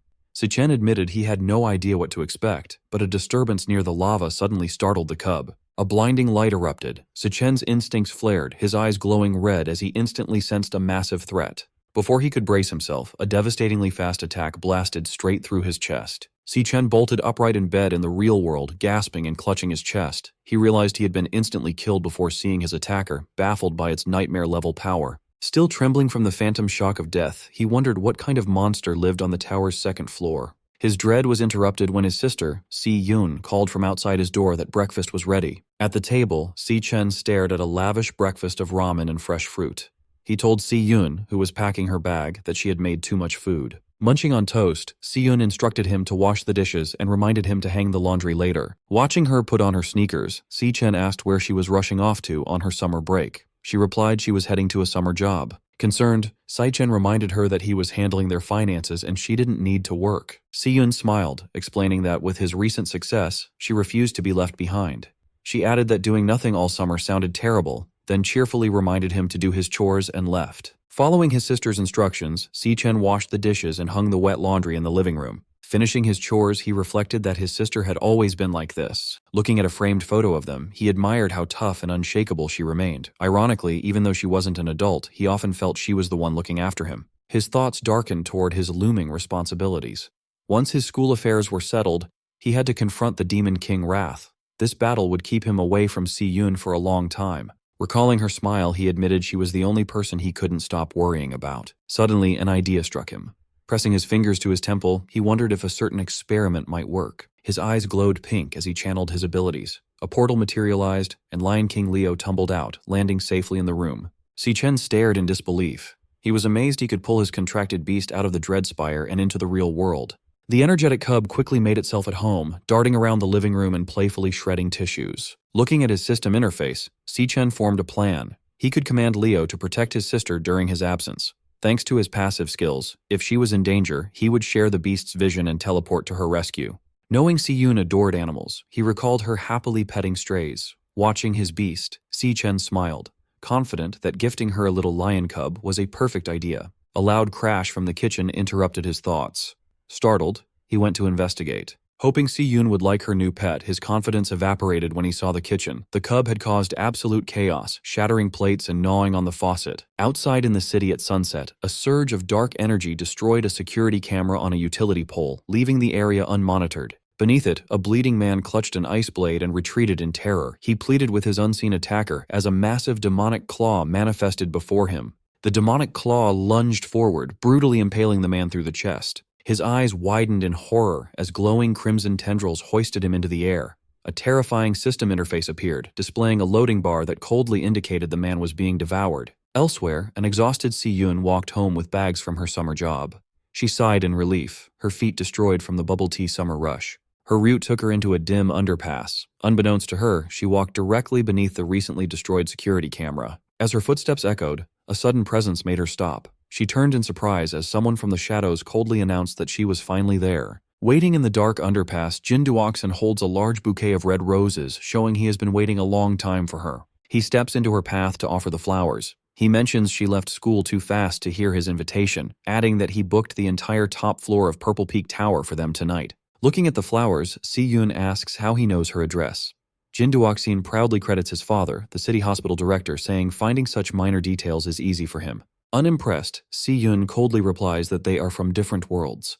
She tells him not to look for her again and walks away. Annoyed, Jin Duoxin grabs her arm to stop her. He complains about the effort it took to book the venue and angrily asks if she really plans to stand him up and humiliate him in front of his guests. Si-Yun glares at him, saying she doesn't care about his reputation. She then calls him out, telling him it is creepy that he stalked her all the way home. Triggered by being called creepy, Jin Duoxin loses his cool. With a dark expression, he threatens her, warning that she doesn't know who she is talking to or what he could do. Before he can finish his threat, Si-Yun swiftly counters and delivers a hard headbutt to his face. The impact sends him crashing to the ground, crying out in pain as he holds his bleeding nose.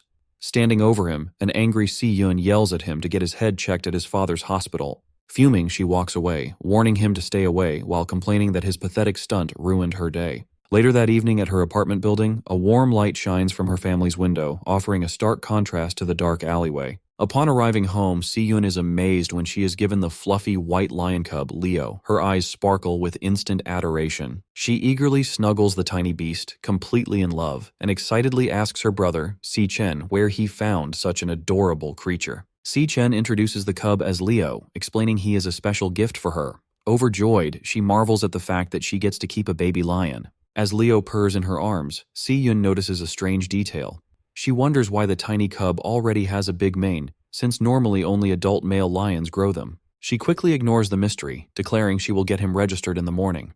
Watching them bond, Si-Chen feels relieved, knowing his sister will be safe with the beast by her side while he is away. Suddenly, a loud chime from Si-Chen's phone interrupts his thoughts, and he looks down at the bright screen. A satisfied smile appears as he reads an email from the Guild Supervision Bureau. It confirms his application is approved. Relieved, Si-Chen thinks everything can now go exactly as planned. With his home life secure and paperwork done, Si-Chen looks confident. He is finally ready for his next major hurdle, the graduation tiebreaker duel against Gong Ting in 6 days. 6 days later, the tiebreaker exam begins at the city outskirts in Greenlight Forest. Director Gong Xuan tells both candidates to pay attention as he explains the exam details. Standing before a green portal at the base of a massive tree, Gong Xuan announces the school chose this wild dungeon for the tiebreaker. He adds that recent surveys rate the dungeon as D rank. He confirms that both Si-Chen and Gong Ting will enter at the same time and take the exam inside the same dungeon. He then warns the students that wild dungeons are unmapped and much more dangerous than standard school dungeons. Because of this risk, 3 senior guild members from Easternia will join as examiners. They will enter the dungeon with the candidates to keep them safe and score their performance. The team includes Ivan from the Imperial Guild, Yasmin Kai from the Divine Eye Guild, and Sato Woda from the Silver Guild. Gong Xuan explains that the final scores will be decided by what these 3 examiners see. Meanwhile, a live video feed of the exam is shown in a dark VIP room at the academy. Watching the screen, Gong Lin smirks. He silently hopes the 3 examiners handle their secret deal properly, ensuring a clean job with no loose ends. In the same room, Principal Yuan Long asks Vice Chairman Carl Cavendish why he is still at the academy since his official schedule ended 2 days ago. Carl laughs, watching Si-Chen and Gong Ting on the screen. He replies that nothing is more interesting than this event, admitting he hasn't seen 2 real prodigies fight in years and refuses to miss it. Pointing toward the green portal, Director Gong Xuan loudly declares the official start of the graduation tiebreaker exam. With fierce determination, the match between Si-Chen and Gong Ting begins. Without hesitation, both candidates walk directly into the glowing portal. Si-Chen steps out on the other side, covered in the lingering green energy of the portal. He looks around his new surroundings, finding himself in a gloomy, dark landscape filled with dead trees. Standing near the entrance, the examiners take in the eerie environment. Yasmin notes it looks like a flower-type dungeon. Beside her, Yvonne offers a cigarette to Sato, who shushes him, reminding him they are working and the camera drone is recording. Suddenly, a loud buzzing sound echoes in Si Chen's mind. He looks in shock as a bright red flashing hologram projects from his chest, painting his face in a red glow. The system flashes a large alert, warning him that a highly dangerous creature is nearby.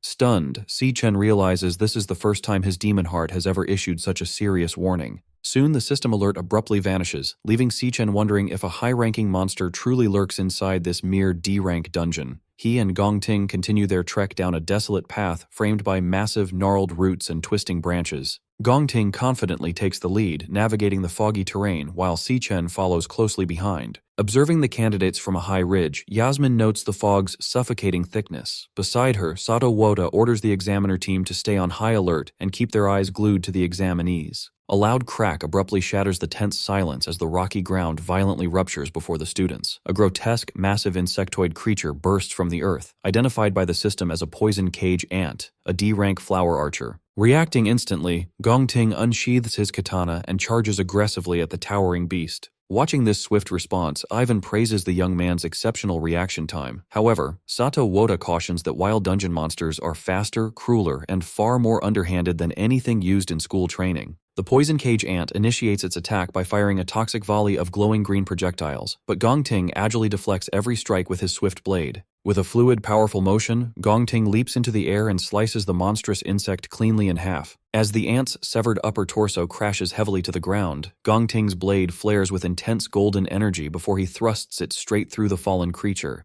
Channeling his nuclear warrior class, Gong Ting executes a devastating blazeblade barrage, obliterating the monster in a massive, fiery explosion. Observing from the high ridge, Yasmin projects a glowing green 10 from her wrist device. She awards Gong Ting a perfect score for his field response, commending his instant reaction and effortless neutralization of the monster's ranged attacks. Yvonne also displays a perfect 10, praising Gong Ting's combat logic. He notes that severing the venom-launching organ immediately has effectively stripped the beast of its fighting capability. Sato Woda proudly holds up his own 10, awarding top marks for finishing power due to Gong Ting's unhesitating, clean, and decisive kill. As Gong Ting calmly holds his glowing sword, the examiners marvel at his surgical positioning, crowd control, and execution. They agree that maintaining such ice-cold composure against a wild monster is truly exceptional for a student. Sato Woda then directs their attention to Si Chen, who is casually wandering away with his hands in his pockets. Sato heavily criticizes his lack of reaction when the monster appeared, dismissing this apparent disinterest as a complete failure. Gong Ting remains silent, simply staring at his rival's remarkably relaxed and unbothered demeanor. In the VIP observation room, Carl Cavendish and Principal Yuan Long closely monitor Si Chen. Carl casually asks the principal what he thinks the young man is actually trying to accomplish out in the fog.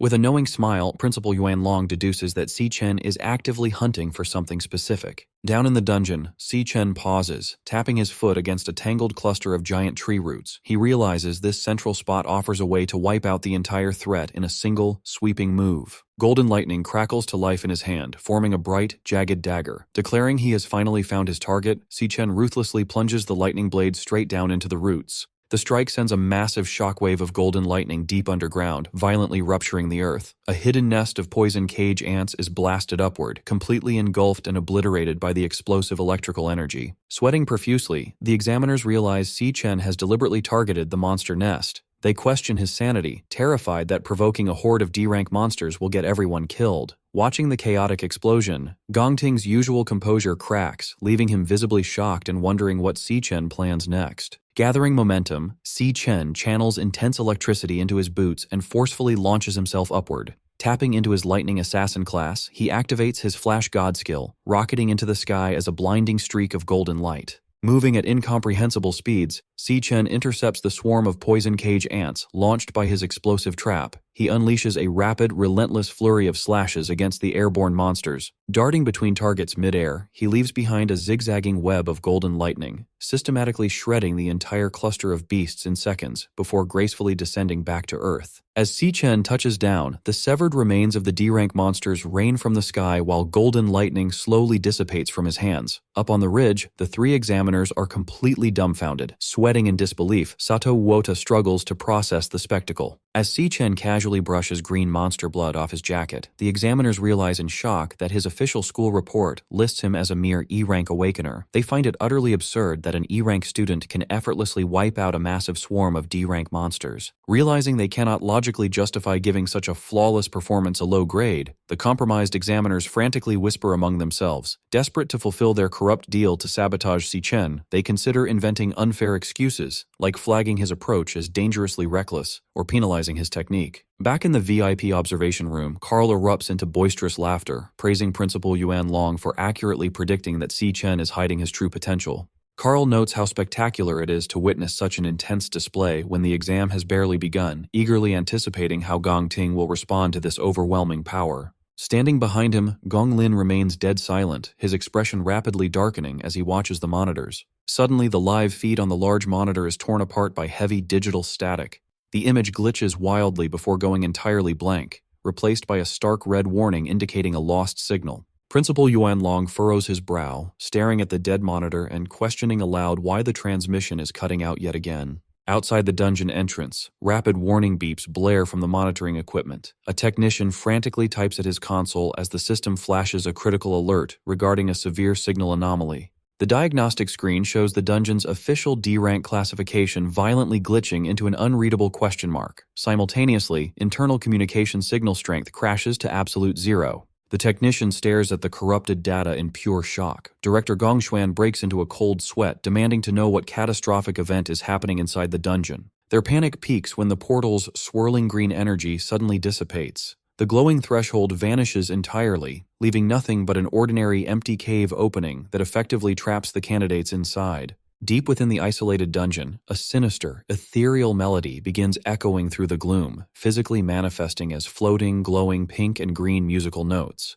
Si Chen freezes, listening intently to the eerie tune. He immediately recognizes the terrifying presence hidden within the melody. It is the voice of the Demon King, Wrath. Outside the dungeon at 4 p.m., the cave entrance suddenly seals itself, morphing into a solid rock face. Director Gong Xuan panics, demanding to know how the gateway has vanished. A technician reports a complete loss of connection, noting that the equipment threw a series of critical signal errors just moments prior. Sweating with anxiety, he orders his staff to get command on the line immediately. He fears that a catastrophe has just unfolded inside the isolated dungeon. Meanwhile, inside the dungeon, an eerie melody physically manifests as floating musical notes in the air. Si Chen and Gong Ting pause, taking notice of the bizarre phenomenon surrounding them. The examiners are equally confused by the sudden shift in the atmosphere. Yasmin Kai asks the others if they hear the noise, and Sato Wota confirms that it sounds like strange music. Feeling the heavy rhythmic thuds of the melody, Si Chen grows deeply alarmed. He immediately recognizes the sound as the voice of the Demon King, Wrath. He desperately wonders why Wrath is present in this low-level dungeon, knowing the Demon King is not supposed to appear for another 3 years. Suddenly, the Demon Heart system bombards Si Chen with severe high-danger alerts. He tenses up, realizing the interface is screaming at him about an imminent, lethal threat. As heavy thuds shake the ground beneath him, Si Chen realizes that something massive stands right behind him in the fog. A sinister laugh echoes through the cavern as a towering, shadowy figure approaches through the thick mist. Visibly shaken by the overwhelming presence, Sato Wota wonders what kind of monster hides in the fog, just as 2 glowing eyes pierce the gloom. The creature steps into view, revealing itself as a grotesque humanoid mantis monster radiating dark energy. Glaring down at the group, it sinisterly welcomes the humans and declares that they have walked right into its trap. Stunned to hear the creature speak, Sato Wota realizes that a monster capable of forming words must be at least a high-tier C-rank beast. He frantically questions how such a powerful entity can possibly exist inside a D-rank dungeon. Fearing the high-level monster will slaughter the students, Sato summons a massive, glowing axe and leaps forward to intercept it. He urgently orders everyone to get behind him for protection. Before Sato can even land his strike, the mantis demon counters with blinding speed. In a single, brutal motion, it swings its scythe-like appendage and cleanly severs Sato's entire arm. As the other examiners freeze in horror, the mantis demon instantly vanishes and reappears directly behind Gong Ting. Raising its bloodied scythe, it mocks the group, telling them to curl up and accept their fate. With a sickening thud, the monster ruthlessly drives its blade straight through Gong Ting's shoulder and out of his chest, commanding the young man to die. Despite being impaled, Gong Ting grits his teeth through the agonizing pain.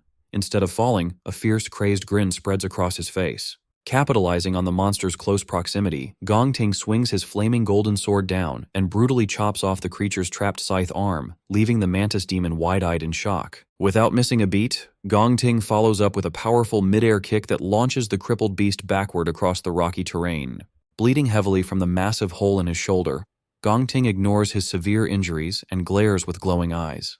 He declares that since the Overlord drew first blood, the kill belongs to him under the principle of combat priority. He fiercely warns Si Chen not to dare interfere in the fight. Si Chen watches the monster intently, his eyes glowing green as he uses his abilities to assess the creature's true power. The system interface updates the mantis demon's classification, confirming to everyone that it is actually a highly dangerous C-rank high-tier beast. Seeing the massive hole in Gong Ting's shoulder, Yasmin Kai urgently yells at him to get medical treatment. She pleads with him to suspend the exam and let them pull him out, warning that the monster is completely out of his league. Gong Ting flatly refuses. Gathering intense fire magic in his hand, he completely rejects the idea of giving up. Si Chen watches in shock as Gong Ting presses his burning hand directly against his bleeding chest, using the raw heat of his own flames to painfully cauterize the severe wound. Pushing through the agonizing pain, Gong Ting fiercely declares that the fight does not end until one of them is dead. Without hesitation, Gong Ting leaps high into the air and brings his flaming sword down toward the crippled mantis demon to continue his assault.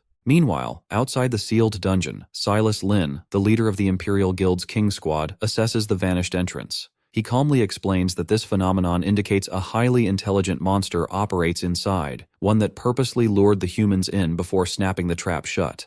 Director Gongshen panics, desperately asking if there is any way to force the entrance back open since the students are still trapped inside. Silas coldly states that there is only one way to make the exit reappear. Someone on the inside must track down and kill the dungeon's overlord. Desperate for a silver lining, Director Gongshuan tries to rationalize the situation. He suggests that since a standard D-rank dungeon caps out at a C-rank overlord, the trapped examiners and students should still have a fighting chance to kill it and escape. Silas quickly shatters his optimism. He reveals that the initial D-rank reading is just a fabricated mask created by the Overlord to purposely disguise the dungeon's true, deadly nature. Connecting the clues, Silas deduces that this specific dungeon is the culprit behind the recent string of Awakener disappearances his team has been investigating. He gravely informs a horrified Gongshuan that the trap they stand in front of is actually an extraordinarily dangerous B-rank dungeon. Meanwhile, in the dungeon, the monstrous insect attacks relentlessly with its scythe-like arms. Gong Ting stands his ground, parrying the heavy blows with his flaming katana. He quickly retreats to evade a sweeping strike. As the beast raises its arm for a devastating blow, Gong Ting vaults into the air. The creature's attack misses. Its bladed limb buries deep into the ground and becomes firmly stuck. Seizing the opportunity, Gong Ting declares that he has the monster trapped. With a swift, powerful swing of his glowing sword, he severs the creature's head. The decapitated head tumbles across the rocky terrain as the rest of the group gathers. Yasmin watches in stunned disbelief, amazed that Gong Ting has managed to defeat the Overlord entirely on his own. She admits that his strength is genuinely formidable. Nearby, Ivan channels a green healing aura into Sato Wota's injured arm, asking if he is recovering. Sweating, Sato expresses his gratitude for the timely intervention. However, Sato's relief vanishes as he checks his smartwatch. He alerts the others in a panic that his device has lost its signal, leaving them completely isolated. Yasmin and Ivan immediately check their own gear. Yasmin confirms her connection is gone, while Ivan grimly notes that every signal, including their compass positioning system, is completely dead. Sato panics, demanding to know when the camera drones went offline. Gong Ting looks back at him in confusion. Suddenly, the headless mantis monster stands back up. Without warning, the decapitated creature lunges straight at a shocked Gong Ting. Si Chen instantly intervenes, unleashing a flurry of golden lightning strikes that slice the creature into pieces. The system confirms the kill, awarding him experience points. Still reeling, Gong Ting demands to know how the monster kept moving after he cleanly chopped off its head. Si Chen calmly explains that the mantis was never the true overlord. It has been hypnotized the entire time, allowing its body to fight even after death. He urgently orders the examiners and Gong Ting to leave the dungeon immediately, warning that any of them could be the next target. Defensive, Gong Ting questions how Si Chen could possibly know that. Sato angrily accuses Si Chen of losing his mind, insisting there can only be one C-rank overlord in the dungeon. He argues that the high-tier monster they just fought has to be the boss, as nothing else makes sense. Before Si Chen can argue further, his system floods his vision with critical warnings of a highly dangerous creature. Suddenly, a massive, pulsing wave of psychic energy sweeps through the cavern. Caught in the blast, Yasmin, Ivan, and Sato's eyes begin to glow with a sinister pink light as the true Overlord's hypnosis takes complete control of their minds. Realizing his warning has come too late, Si Chen quickly activates a wireless earbud. He immediately recognizes the distinct pulsating sound wave. In his past life, he witnessed the Demon King, Wrath, use this exact frequency to seamlessly hypnotize and slaughter millions of ordinary humans across the globe. He turns to see Yasmin, Ivan, and Sato perfectly synchronized, marching forward in a mindless trance. Convinced that the dungeon's true overlord is directly connected to Wrath, Si Chen coldly resolves to face the creature head-on. As he follows the hypnotized examiners deeper into the dark cavern, Si Chen's system continuously bombards him with warnings about highly dangerous creatures ahead. The group soon arrives at a massive, eerie lair filled with glowing green egg sacs, where towering dark serpents guard a central, cloth-draped figure. Si Chen remains completely unaffected by the monster's alpha frequency thanks to the counter-frequency audio track playing in his earbud, a precaution he prepared specifically for Wrath. However, knowing the unprotected examiners could drop dead from the mental strain at any second, he decides to kill the overlord immediately. The sinister entity senses their arrival, its voice echoing through the cavern as it hungers for their fresh flesh. Si Chen glares back coldly, ready to fight. In a flashback to years ago, an exhausted and bloody young Gong Ting stands over his brother Gong Cheng after brutally beating him with a broken wooden stick. Watching the violent scene, their father, Gong Lin, coldly congratulates 8-year-old Gong Ting on his victory. Sitting comfortably at a fancy dining table, Gong Lin explains the family's harsh rules. The winner earns the right to eat, while the loser, young Gong Chung, must kneel on the ground until sunrise. Left outside, a bruised and beaten Gong Chung kneels obediently as his stomach growls from hunger. Gong Ting secretly approaches his defeated brother and offers him a piece of bread. Surprised and scared, Gong Chung whispers that their father will severely punish him if he gets caught. Ignoring the risk, Gong Ting firmly tells his brother to shut up and eat. However, Gong Ting's act of kindness is quickly discovered. He is viciously slapped across the face and forced to kneel on the floor, trembling as his father holds a whip over him. Standing over his beaten son, Gong Lin asks if he understands why the Gong family has so much power and status today. He proudly declares that it is because he has never lost a single fight. He drills his ruthless mindset into his son, stating that winners make the rules and losers are forced to follow them. Still defiant despite the abuse, young Gong Ting asks his father if beating him means he gets to make the rules. Gong Lin simply laughs at the challenge. Years later, a badly beaten Gong Ting collapses to his hands and knees. He coughs up blood as his shattered sword falls to the ground, angrily asking his father why he refused his challenge for a fair duel.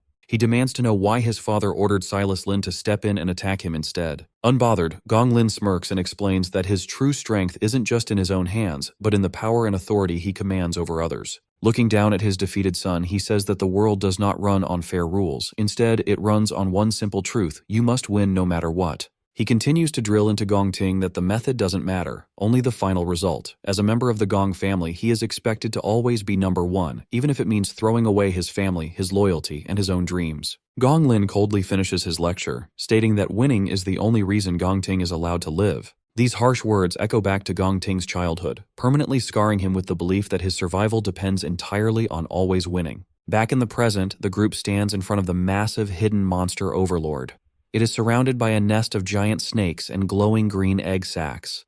Si Chen remains completely unaffected by the creature's mind control magic because he prepared a special audio track in his earbud, expecting to face the Demon King Wrath sooner or later. Knowing the hypnotized examiners have no protection and could die from the mental strain at any second, he decides to kill the beast immediately. Right before he can attack, Gong Ting suddenly grabs his wrist and desperately whispers for him to stop. To break free from the monster's mind control, Gong Ting roughly digs his fingers right into his own severe chest wound, spilling fresh blood onto the floor. Breathing heavily from the intense pain, he admits he doesn't know how Si Chen resisted the trance.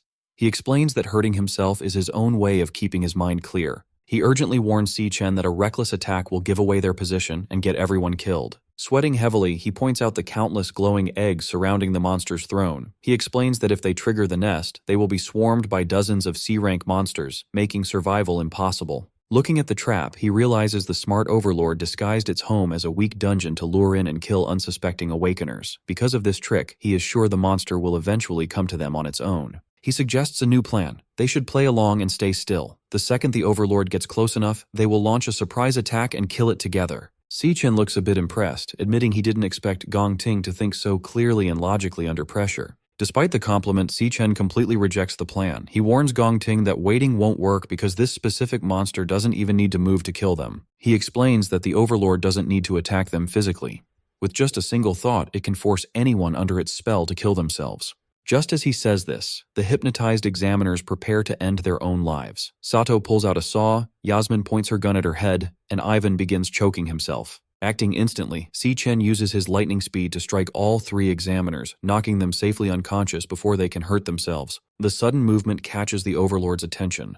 Realizing its prey is fighting back, the monster angrily declares that its food has been ruined. Reacting to the threat, the Overlord triggers the glowing green egg sacs, causing them to violently burst open. Dozens of dangerous C-rank blade arm mantises crawl out of the eggs as the Overlord orders the swarm to kill the intruders. As the deadly horde surrounds them, Gong Ting realizes their stealth plan is ruined and decides it is time for an emergency backup plan. Drawing his sword, he steps firmly in front of the unconscious examiners. He orders Si-Chen to grab the 3 adults and escape the dungeon, promising to hold off the monster swarm all by himself. Si-Chen is completely surprised by Gong Ting's selfless choice to sacrifice his own life for their safety. Gong Ting admits he knows he can't defeat the entire swarm of C-rank monsters alone. However, he firmly states that he can at least buy Si-Chen enough time to run away with the others. Clashing his flaming sword against a charging mantis, Gong Ting yells that he is taking responsibility. He blames himself for demanding the tiebreaker duel and dragging everyone into this deadly trap. The overwhelming physical strength of the monster's strike overpowers Gong Ting, easily knocking him backward. Stabbing his sword into the ground to stop himself from sliding, a panting Gong Ting stubbornly insists that since the situation is entirely his fault, he has to be the one to fix it. Si-Chen steps forward, admitting that he had completely misjudged his rival's character. As his system starts a class switch, he reminds Gong Ting that he wasn't the only one who agreed to the duel. Fully transforming into his level 24 Lightning Assassin class, Si-Chen summons a glowing blade of golden electricity. Surrounded by the swarm of mantis demons and the giant overlord's buzzing aura, Si-Chen channels his golden lightning and confidently announces that he has a plan. Bleeding heavily, Gong Ting quickly rejects the idea of fighting. He warns Si-Chen that the Overlord's power is on a whole different level, guessing the monster is at least a B rank, or maybe even an A rank threat. He urgently tells Si-Chen to grab the unconscious examiners and run, insisting that running away is their only real choice. Si-Chen agrees that the monster is a nightmare, but he points out a huge problem with that plan since the dungeon gates are locked down. He explains that if the exit was still open, the Imperial Guild's rescue teams would have already rushed in to save them. Gong Ting is completely shocked to hear that they are trapped inside. Si-Chen closely watches the silent overlord, trying to figure out how to handle the deadly situation. He figures that if the creature is really an A-rank monster, its combat power must be close to the Phantom Mane Lion King he fought back in the Dreadspire. Suddenly, the swarm attacks. A mantis demon jumps forward, but Si-Chen easily blocks its heavy scythe using his lightning dagger. Another mantis dives in from above, making Gong Ting panic and shout for Si-Chen to watch out. Before the monster can land a hit, Si-Chen and Gong Ting swing their glowing blades perfectly together, each cutting down an attacking mantis demon in a flash. A moment later, a huge swarm of mantis demons screeches and charges right at them. Holding his bleeding chest, Gong Ting grits his teeth, realizing that with so many monsters coming at them, it is only a matter of time before they are completely overwhelmed. Ignoring the terrible odds, Si-Chen focuses his energy. Tapping into his Lightning Assassin class, he forms several crackling blades of electricity in his hand. With a quick move, he shoots out a wave of golden lightning blades, piercing right through several charging beasts all at once. Not stopping there, he activates his Flash God skill. Moving at blinding speed, he rushes straight into the swarm, easily cutting off the heads of multiple monsters in a single dash. Gong Ting watches this crazy show of power in total disbelief, thinking it should be impossible. He knows that the assassin class naturally has very weak base strength, making them almost useless against large groups of enemies. Yet, he watches as Si-Chen perfectly dodges a massive scythe swing. Gong Ting then notices that every single one of Si-Chen's strikes perfectly hits a weak point. He realizes that Si-Chen is completely making up for his class's lack of raw power by using pure speed and perfect technique. Staring at the blurry afterimages, Gong Ting is amazed by just how fast Si-Chen is moving. As Si-Chen kills the rest of the swarm in a storm of lightning slashes, Gong Ting figures out that his rival's speed is easily at an A-rank level, if not higher. Inspired by Si-Chen's amazing skills, Gong Ting grips his glowing sword with new energy, realizing they might actually live through this fight. Annoyed by how stubborn they are, the Overlord steps in. It charges up a massive wave of dark pink energy, starting a powerful boost. The dark energy flows over the remaining mantis demons, greatly increasing their strength and energy. The Overlord angrily orders the powered-up swarm to chop Si-Chen to pieces right away. Si-Chen stands ready with his electric blades glowing bright. One of the buffed mantises tries to crush him, but Si Chen easily jumps over the attack and slices the monster to pieces in midair. Seeing the fight get even wilder, a fierce Gong Ting yells out, telling him to hold on as he gets his own blade ready. Si Chen pushes himself to his limits, unleashing a non-stop storm of golden slashes against the supercharged swarm. Suddenly, a mantis demon appears right behind him. Relying on his crazy speed, Si Chen vanishes just in time to dodge the deadly strike. He reappears and instantly fights back with a rapid storm of close-range slashes, but his attacks fail to cut through the creature's tough new armor. The angry mantis hits back with a heavy blow. Si Chen blocks the strike but gets pushed far back by the sheer force of the hit. Panting heavily, he realizes that the Overlord's boost has pushed every single stat of these monsters right into the B-rank level. He notes that their shells have become as tough as solid iron, making it impossible to easily stab their weak spots, so he figures they need a way to completely break the armor first. Behind him, Gong Ting shouts his thanks, knowing Si Chen has bought him the time he needs. Abandoning his speed, stamina, and elemental control without hesitation, he pours every remaining ounce of power into pure strength. Flames erupt around his sword in a massive exploding pillar, Leah. Later that evening in the rental apartment, Ju Tong arrives with bags of groceries and apologizes for taking so long to buy the drinks. Si Yun, with Leo resting on her shoulder, tells her not to worry since her brother is not back yet anyway.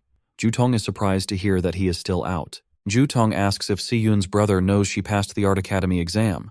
Si Yun replies that she has not told him yet, but she did let him know she had huge news to share. Figuring he is just running late, she suggests they start without him. Just then, Si Yun holds up an empty jar and realizes they have run out of garlic sauce. She tells Ju Tong to wait at the apartment while she and Leo make a quick run to the store, adding that she will grab some snacks so they can celebrate properly. Shortly after, Si Yun finishes her shopping at a local convenience store and heads back outside. As they walk, Leo happily eats some food while hiding inside her backpack. Si Yun smiles and calls him a little angel for being so quiet the entire time. She warmly praises the cub for being a good boy and promises to buy him cookies next time. Without Si Yun knowing, she is being watched from a nearby alley.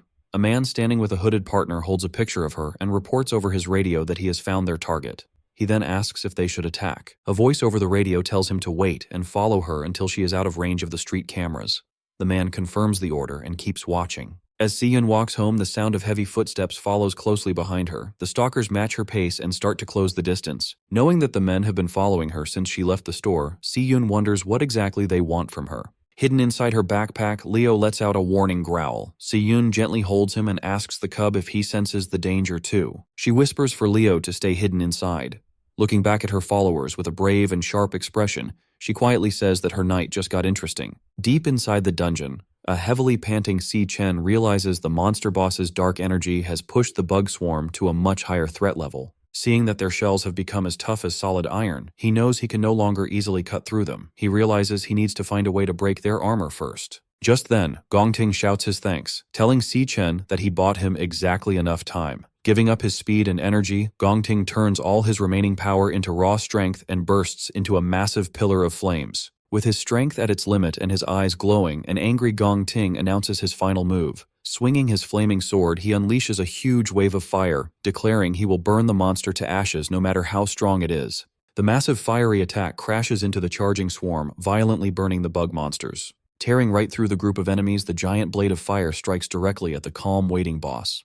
The strike explodes upon impact, trapping the monster in a huge, blinding blast of fire. Barely able to stand, Gong Ting falls to his knees and leans heavily on his sword. He realizes that his physical energy and magic are completely gone. Wiping sweat from his face, a tired Gong Ting breathes a sigh of relief. As the flames clear to show the burned remains of the swarm, he happily says that the fight is finally over. However, an evil laugh echoes from inside the fading fire.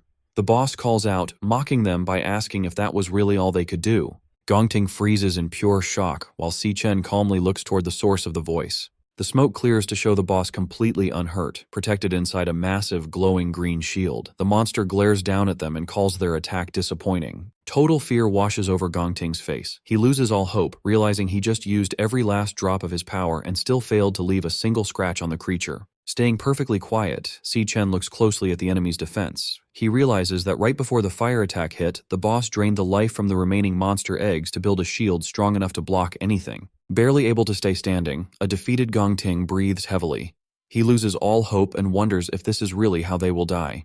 Stepping past the broken Gong Ting, Si Chen offers him a deal. Starting to change his combat class, he offers to let Gong Ting take first place in the exam, but only if Si Chen gets to keep the entire cash prize. He adds one strict rule: Gong Ting must never speak a word about what he is about to see. Calling forth his glowing sword, Si Chen fully changes into his secret demonic class. Gong Ting stares in disbelief, shocked to realize that his rival actually has two different combat classes. Without warning, streams of glowing pink energy begin to violently pull themselves out from the dead bodies of the bugs. He activates a special skill that drains the leftover energy and strength from the nearby dead bodies, turning it directly into his own power. A massive pillar of pink energy bursts around Si Chen as his power levels rapidly shoot up to new heights.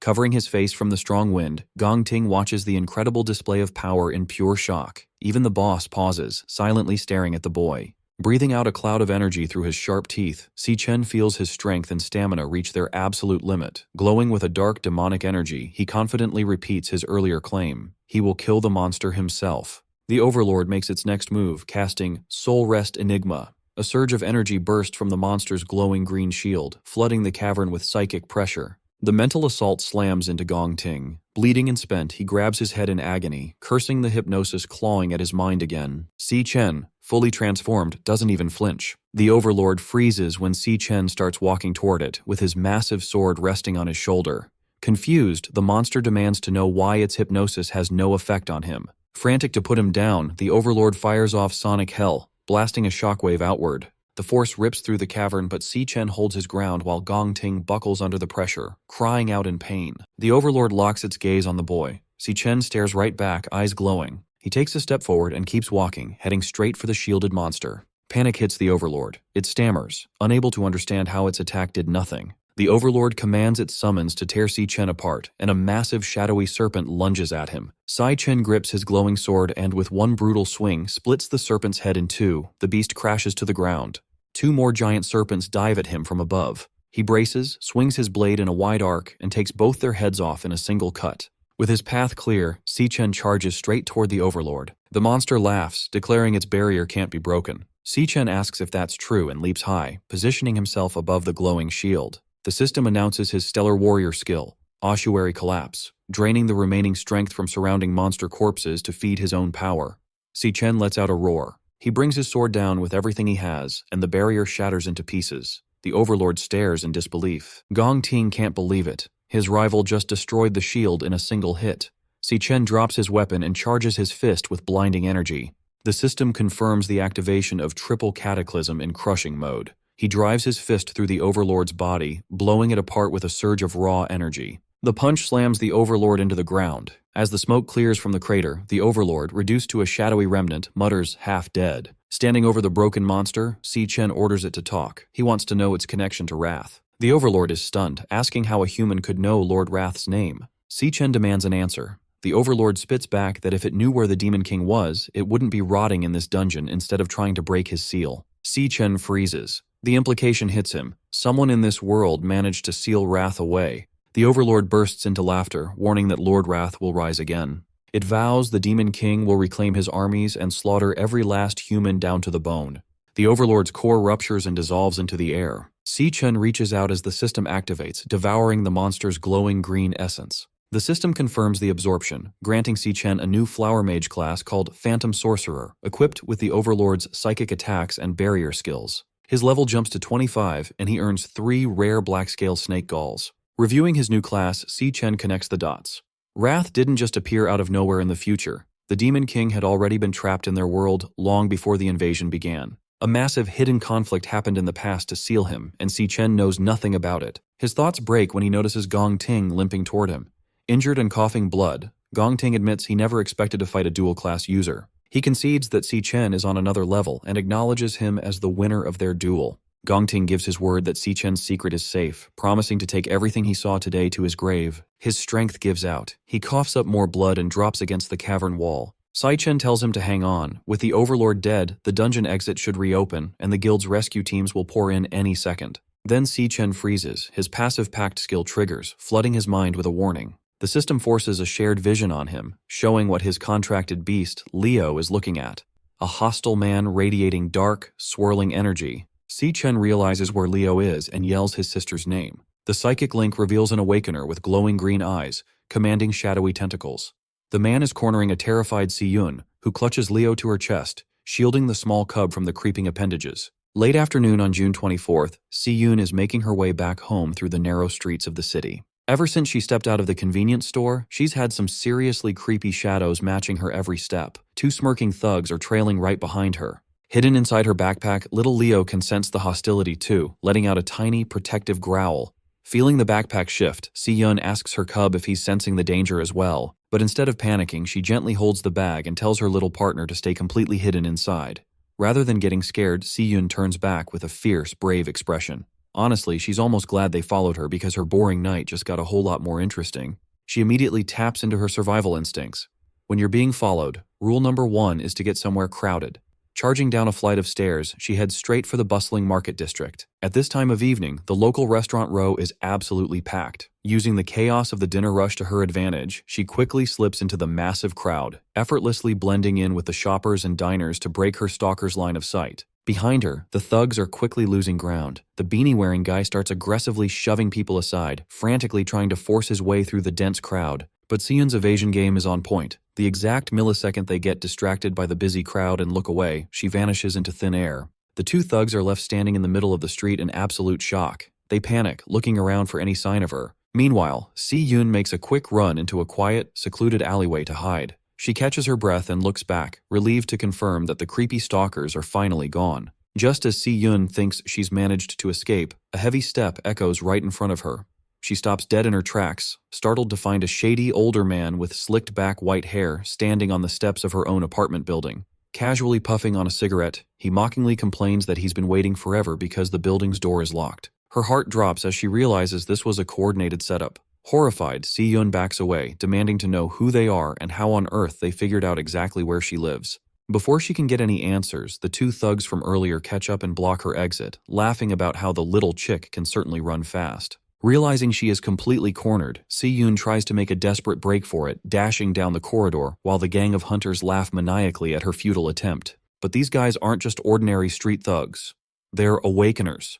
Suddenly, a blast of ice magic shoots out, instantly freezing her foot solid to the ground.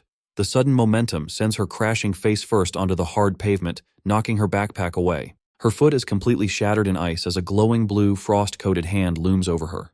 The disgusting beanie thug stands over her, drooling like a psycho. He mockingly asks if she's all tuckered out, telling her to take a little breather and keep him entertained for a while.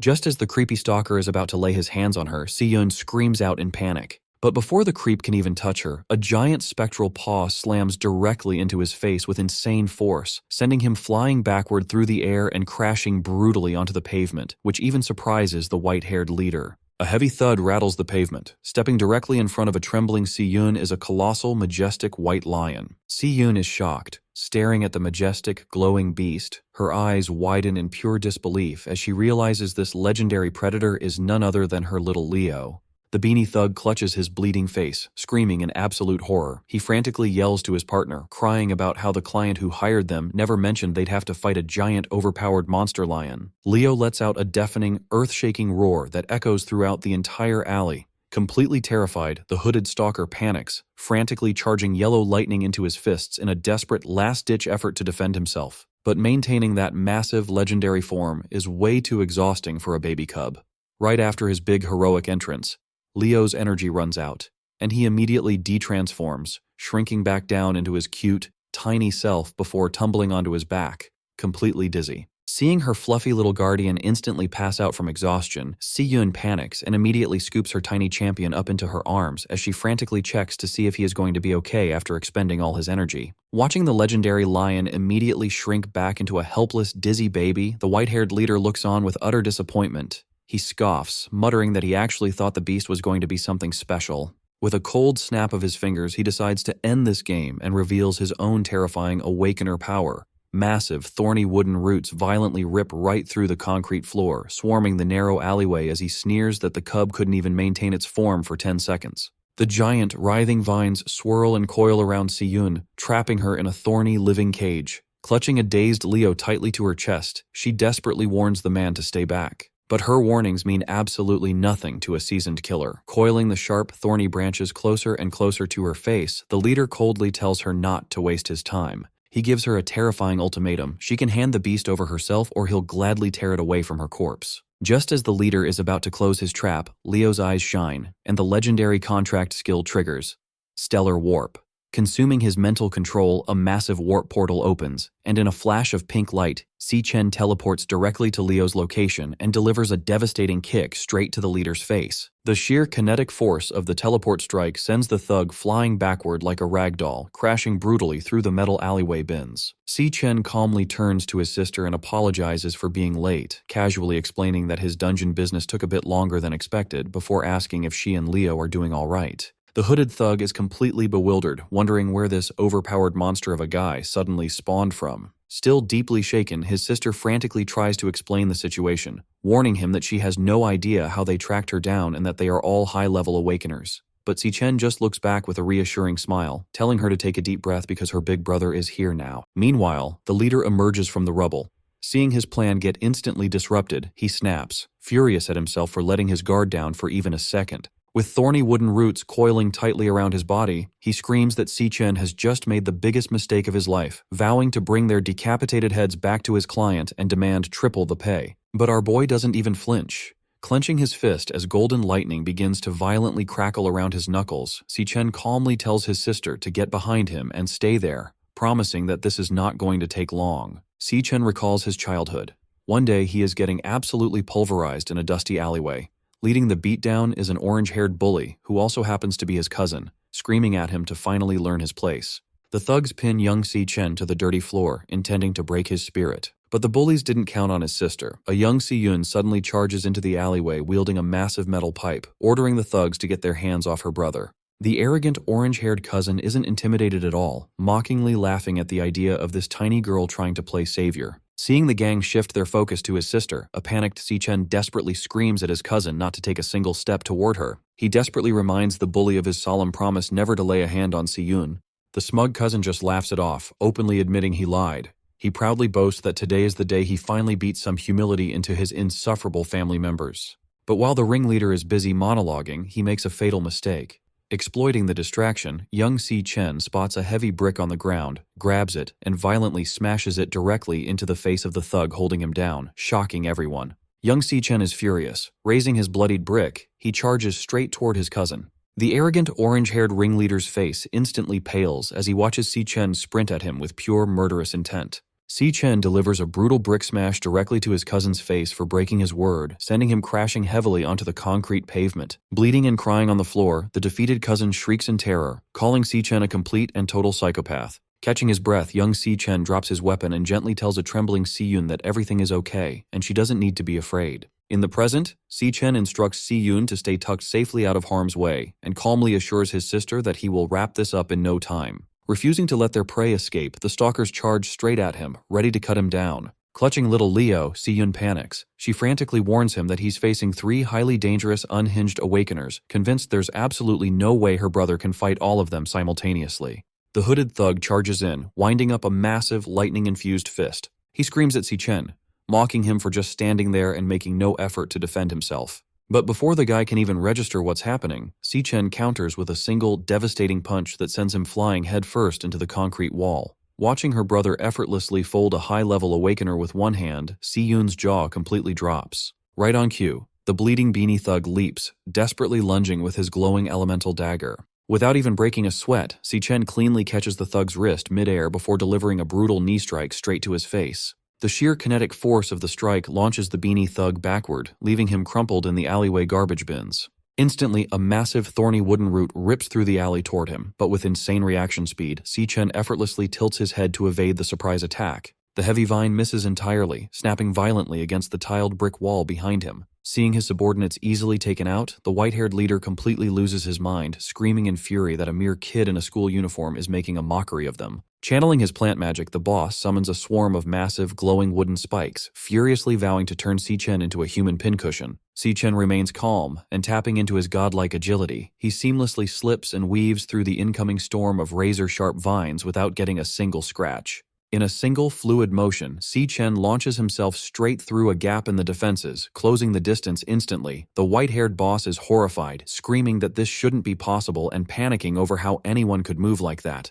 Watching him dominate, Si-Yun suddenly has a realization. She nearly forgot that her brother didn't just barely scrape by his graduation combat exam, he completely and utterly destroyed the competition. Si Chen winds up his fist and delivers a punch straight to the leader's jaw, showing the gang that he operates on a completely different dimension of power. The sheer impact launches the boss backward like a missile, sending him crashing brutally into the alleyway wall. And just like that, the white-haired boss is out cold, bleeding and utterly defeated on the pavement. Over in the trash bins, the beanie thug remains completely unresponsive. Beside him, the hooded thug is slumped against the wall, thoroughly unconscious. The entire threat has been completely dismantled in under a minute. Casually dusting off his clothes, Si Chen turns to his sister and instructs her to take little Leo and head straight back home where it's safe. He reassures her with a smile, promising that he will quickly dump these clowns off at the local guard station and meet her back at the apartment before she knows it. Still a little dazed by the sheer spectacle but feeling completely safe, Si-yun tightly clutches her fluffy cub and happily agrees to head home first. Several hours later, under the dim light of a crescent moon, the severely beaten white-haired leader slowly begins to drift back into consciousness.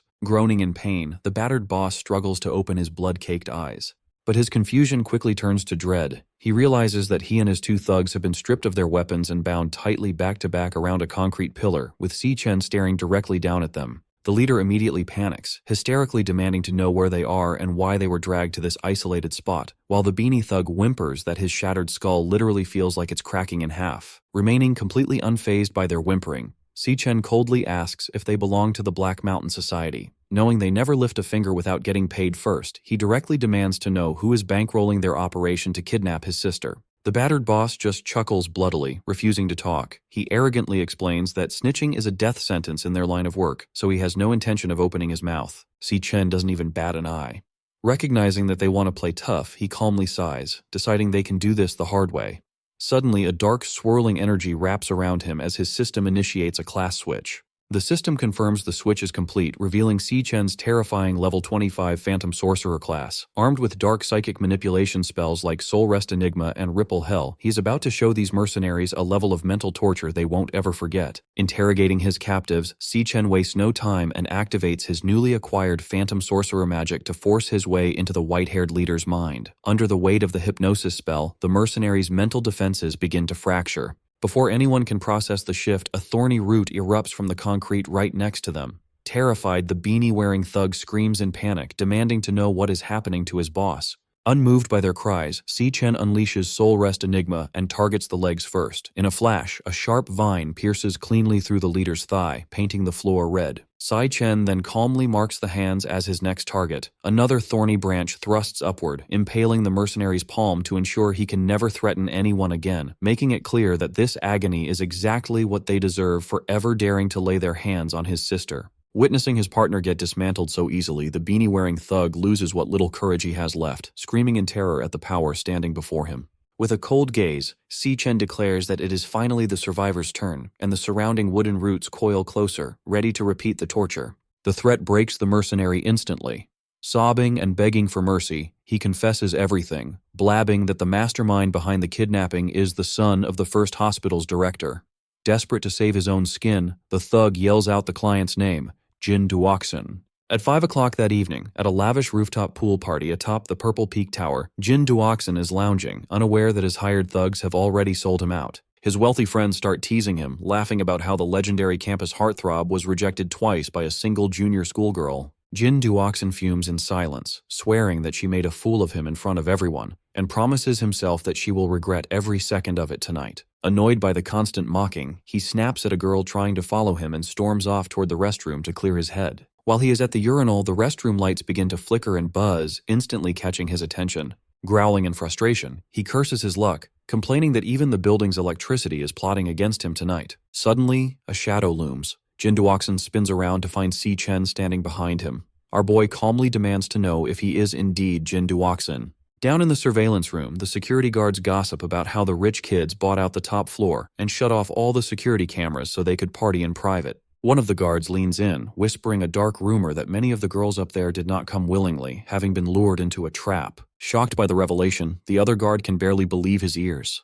The informant confirms it, explaining that not long ago, a student took her own life after being abused at one of these parties, only for the wealthy parents to bury the scandal under a mountain of hush money. He warns his colleague never to be fooled by their expensive clothes and pretty faces because behind closed doors, these spoiled heirs are nothing but animals. Meanwhile, back in the restroom, Jin Duoxin panics and demands to know who this intruder is, threatening to call the police and have him thrown out immediately. Instead of replying, Si Chen calmly pulls out a phone and makes a call. Jin Duoxin freezes in terror as he sees his own phone ringing with an incoming call from his mercenary contact, Blackie. Holding the mercenary's phone, Si Chen glares at him, confirming that Jin Duoxin is indeed the one who ordered the hit on his sister. Horrified, Jin Duoxin demands to know what happened to Blackie, but his answer comes in the form of Si Chen effortlessly crushing the phone to pieces with crackling lightning. Overcome with terror, the spoiled heir backs away, screaming for the monster in front of him to stay back and desperately begging to know who he is dealing with. In an instant, Si Chen launches Jin Duoxin straight through the glass window of the restroom. Shattered shards rain down as the spoiled heir plunges to the pool deck below.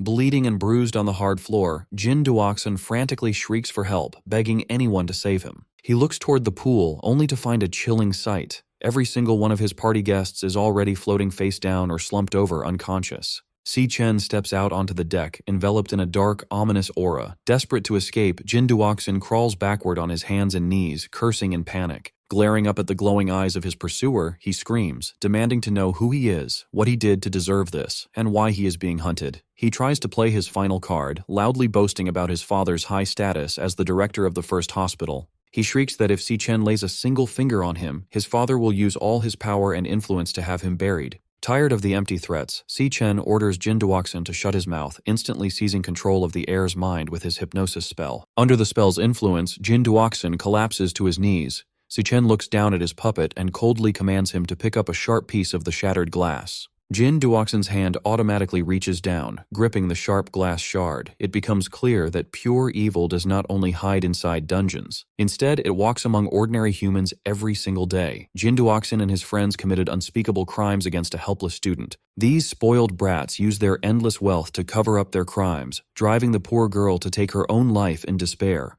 When the tragedy occurred, they simply used their family's power and influence to ensure that none of the blame ever stuck to them. Jin Duoxin had even forged the autopsy report to frame it as a tragic accident, boasting that the world belongs to those with money. This is the exact monster who paid a fortune to the mercenaries, ordering them to ruin Si Yun's life by any means necessary. But this time, Jin Duoxin made the fatal mistake of targeting the wrong person's sister. Gripping the razor-sharp shard under hypnotic control, he slowly raises the glass to his own throat. Si Chen vows to hunt down and eliminate every threat to his sister, even if it means acting as judge, jury, and executioner. Even if he has to walk through the darkest depths of the world, he will never hesitate. Si Chen then orders his puppet to end it. Right after their brutal tiebreaker battle inside the wild dungeon, a victorious Si Chen stands over his injured rival, Gong Ting. He calmly tells him that the dungeon overlord is dead and the exit is clear, urging him to hold on until the rescue team arrives. Gong Ting makes a promise, telling Si Chen that as soon as they get out, he will tell everyone the truth, that Si Chen was the one who saved all their lives. However, there is no time to celebrate. Si Chen's senses suddenly tingle, and through his mental link with his beast, Leo, he sees a terrifying sight. The creepy mercenary Blackie is closing in on his sister, Si Yun. Realizing she is in danger, Si Chen quickly activates his Stellar Tamer skill, Stellar Warp, using up his mental energy to teleport and instantly disappear from the cave. Gong Ting is left staring at the empty space in shock. He realizes that Si Chen isn't just a dual-class user, but is actually running multiple classes at once, making him wonder how many more secrets his rival is hiding. Shortly after, heavy footsteps echo through the tunnels as Director Gong Xuan bursts into the cave with emergency medics, frantically ordering them to save the students. The rescue team quickly rushes into the crater to reach Gong Ting. While they use healing magic to stop his heavy bleeding, Gong Xuan steps up to check on his condition. Looking at his badly injured student, Gong Xuan notes with sweat on his brow that the dungeon boss had terrifying B-rank power, telling Gong Ting that surviving a fight with such a monster is a total miracle. Meanwhile, other medics tend to the survivors, confirming that Sato Woda is stable and purified. Though physically safe, a traumatized Jasmine can only mutter in a daze about the mental nightmares she just survived.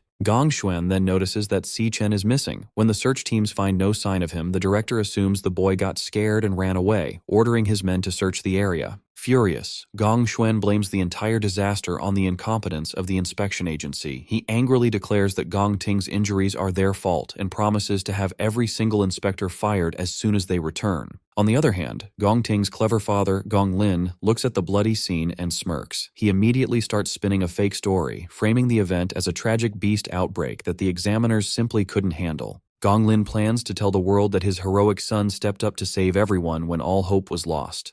Guilt-ridden by this stolen credit, Gong Ting tries to speak up and admit that Si Chen was the one who actually killed the boss. However, his father cuts him off instantly by squeezing his freshly bandaged shoulder wound, causing him intense pain. He whispers a threat, telling Gong Ting that he will take the credit, while the nearby witnesses stay quiet out of fear. He coldly orders his son to clean up, stating that tomorrow's graduation ceremony is where Gong Ting will step into the spotlight as the school's greatest hero. Later that evening in their rental apartment, the mood is much happier. Over a hot meal, Jutong excitedly congratulates Si-yun for passing her exam and getting accepted into the prestigious Central International Academy of Arts. Jutong is thrilled for her best friend, cheering that Si-yun is finally chasing her dreams and is on her way to becoming a world-class artist. Meanwhile, Si Chen casually drinks his soda with a calm, deadpan expression. Noticing his lack of excitement, a pouting Si-yun asks why he looks so bored, as if he already knew she would pass. Si Chen quickly smiles and assures her that he is truly happy for her, though in reality he remembers that in his past life she had received her acceptance letter on this exact same day.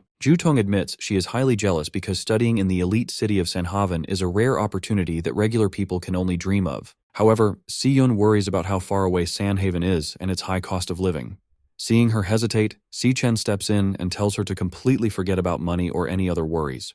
Placing his soda bottle on the table, he calmly announces that as soon as he graduates, he will be working in Sanhaven right alongside her. This news completely shocks both girls. They jump up, demanding to know how he got recruited by a Sanhaven guild, since those elite groups only hire the absolute best. Happy about the news, Si-yun cheers because they can move to Sanhaven together, while Jutong complains about her jealousy, joking that she will have to study hard to join them later. Watching his sister celebrate, Si Chen smiles warmly and makes a silent promise that, in this lifetime, she will never have to sacrifice her dreams for anyone again. Later that night, Si Chen takes a quiet shower to wash away the day's exhaustion. He thinks about his victories. His sister's stalkers are gone, and the stressful graduation exam is finally over. Best of all, his secret deal with Gong Ting is working perfectly. By letting his rival take the credit, Si Chen will receive the $1 million prize tomorrow, which is exactly what he needs to clear his family's debts. Relaxing in his room, he knows he cannot get comfortable yet.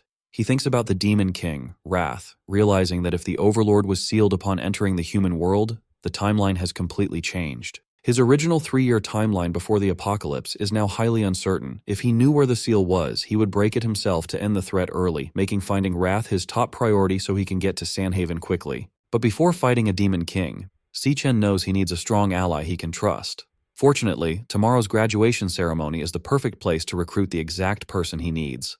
Meanwhile, in a quiet tea room, Student Council Vice President Ling Yu meets with Carl Cavendish, the Vice Chairman of the World Guild Alliance. She reports that a dangerous rogue awakener called the Glutton was spotted in Everfield County, which immediately catches Carl's interest. Ling Yu explains that she rushed to the scene but found the security cameras cleared. The only clues left behind were fresh bloodstains and scratch marks on the ground, matching the killer's usual routine of destroying and consuming victims. She warns Carl that this killer specifically targets elite awakeners with rare, powerful abilities, and the rank of the victims has been rising with every attack. This means the killer is stealing their strength and evolving rapidly by devouring increasingly powerful targets. Ling Yu warns that the glutton never stops once he targets an area, and she feels another attack is coming. Carl simply smirks, finding the timing of the monster's arrival interesting. Sliding a new file across the table, Ling Yu adds that the glutton's most recent attack took place in an alleyway within a low-income housing neighborhood. Remarkably, the exact location of the murder is less than 100 meters away from Si Chen's apartment. Although they have no photos of the glutton, Ling Yu notes that Si Chen's power has been growing at an impossibly fast rate. But before she can finish speaking, Carl smirks, suggesting that the power-devouring glutton is actually Si Chen himself. At the academy, Principal Yuan Long's assistant asks why he is skipping the graduation ceremony for the very students he helped raise. Wenlong smiles and explains that he only wanted to give his students a safe place to grow when they were weak, but now they have finally grown up. With that, he releases his birds out the window, saying it is time for them to go out and find their own paths in life. However, he notices one stubborn bird staying behind in the cage, making him wonder where it actually wants to go. Over at the massive graduation hall, Ma Long and Xiang Zuo stare in awe at the huge venue, realizing the academy went all out to welcome the major guild leaders. Ma Long wonders how Si Chen and Gong Ting did in their secret trial, and while the twins discuss the academy's strict rules, Ma Long proudly brags that Lu Sheng definitely crushed the competition. But suddenly, Gong Ting's brother, Gong Chung, tells Ma Long to shut up and stop hyping up Si Chen. He laughs and claims that Si Chen has zero chance of winning, insisting that his brother Gong Ting is guaranteed to walk away as the champion. Annoyed by his arrogance, the group starts trading thumbs down and petty insults back and forth. Behind the scenes of the grand ceremony, Gong Lin looks around and notes that every major guild in the country has sent a representative. Since the entire board of the prestigious Imperial Guild is attending, the crowd outside is already buzzing with excitement to see these legendary figures.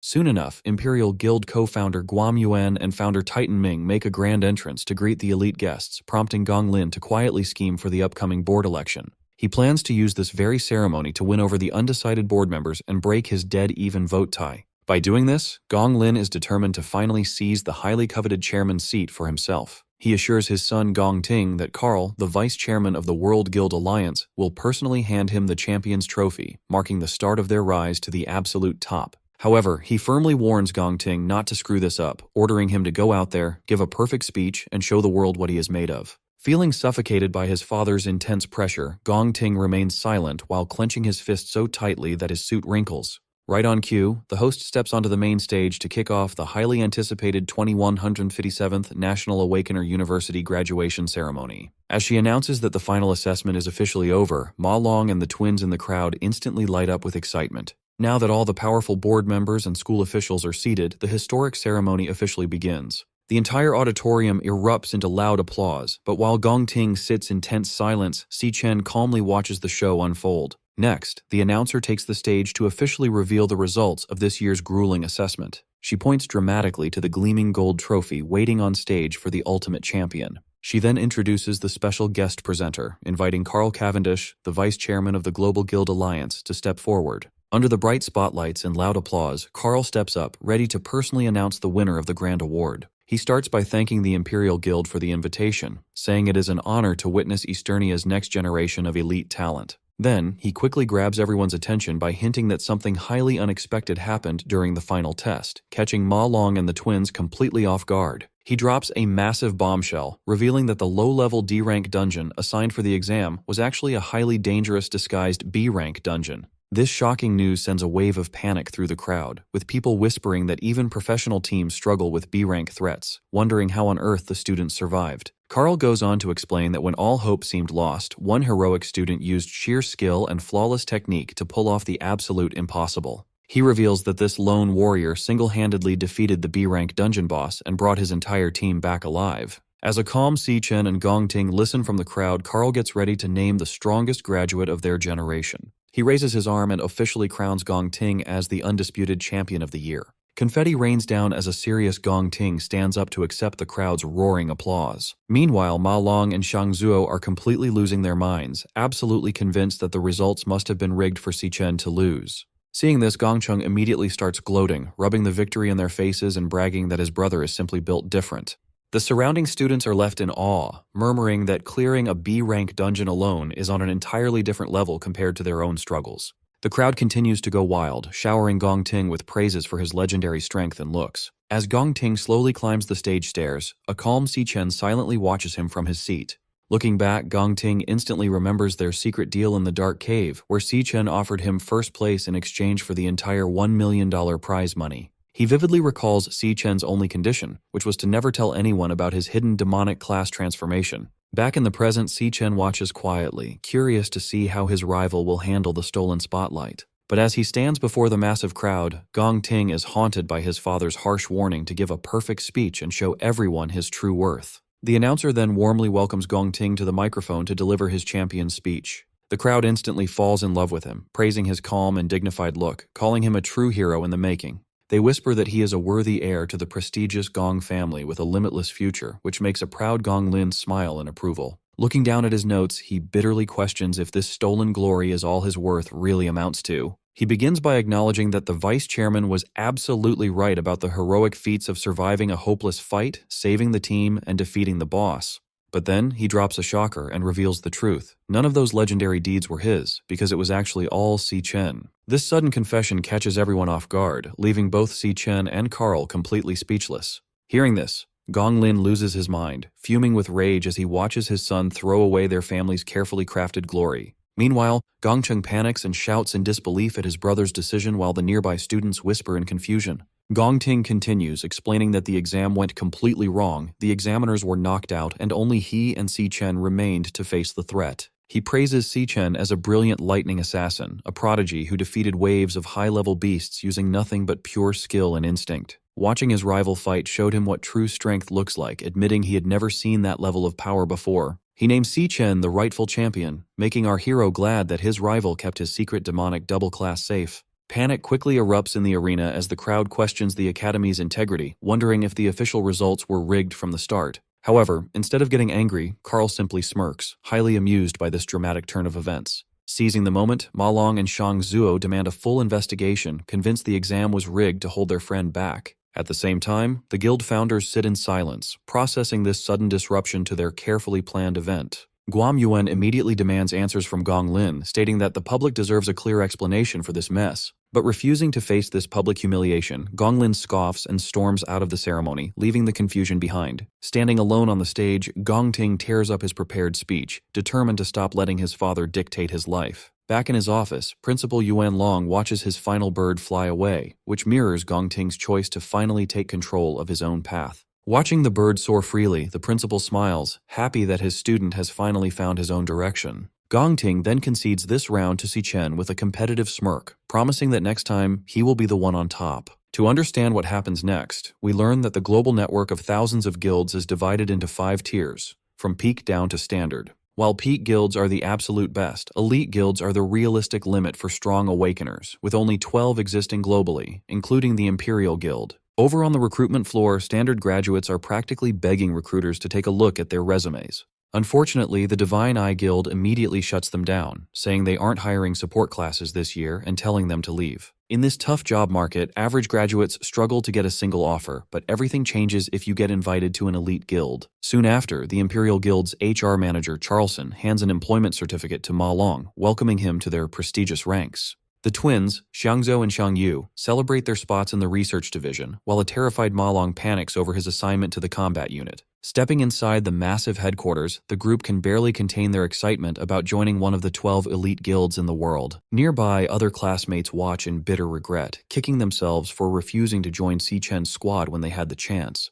Even Gongcheng fumes with anger, dreading the fact that he will have to see these exact same people at work every single day. Meanwhile, in the executive elevator, Titan Ming asks about recruitment progress, learning that the double perfect scores expanded their intake this year. When the elevator doors slide open to reveal Carl, Titan Ming greets the vice chairman warmly and asks if he is visiting recruitment too. Carl reveals he came to personally see someone off, making Titan Ming realize that the alliance leader is keeping a close eye on their new recruit. Carl chuckles, admitting that the Imperial Guild secured an exceptional talent and got really lucky this season. Back at the registration desks, Charlson checks his database and notices that one final candidate has not submitted his paperwork yet. Annoyed, the manager calls out Ma Long, demanding to know why their star rookie, Si Chen, is wasting everyone's time and delaying the process. Realizing his leader is indeed missing, Ma Long frantically scans the crowded room and calls out for his friend in a panic. Just then, Si Chen casually strolls back from a bathroom break, only to get yelled at by his anxious teammates for wandering off now. Seeing this delay, Charlson grumbles about the arrogance of rookies who already think they can play hard to get. The recruiter reminds the young graduate that even the top scorer must follow the rules, urging him to hurry up and sign with them. With zero hesitation, Si Chen calmly announces that he has no intention of joining the Imperial Guild, sending his teammates into a total panic. This sudden rejection sends shockwaves through the room, leaving his arrogant classmate Gongcheng completely speechless. The rest of the hall erupts in whispers as everyone wonders why any sane awakener would reject this offer, surprising even the top guild leaders. Slamming his desk in fury, Charlson yells that they prepared a prestigious senior position for him, an opportunity veterans would die for. However, Si Chen reminds the manager that he never actually agreed to join, leaving the recruiter fuming and demanding to know why he is here. Seeing the commotion, Carl Cavendish steps forward, finding the timing absolutely perfect as the crowd recognizes the legendary leader. The surrounding graduates quickly bow, wondering what could bring the World Alliance's vice chairman all the way to a registration hall. Carl goes straight to Si-chen, offering him an alternative to the Imperial Guild and asking if he wants to move to Sanhaven with him.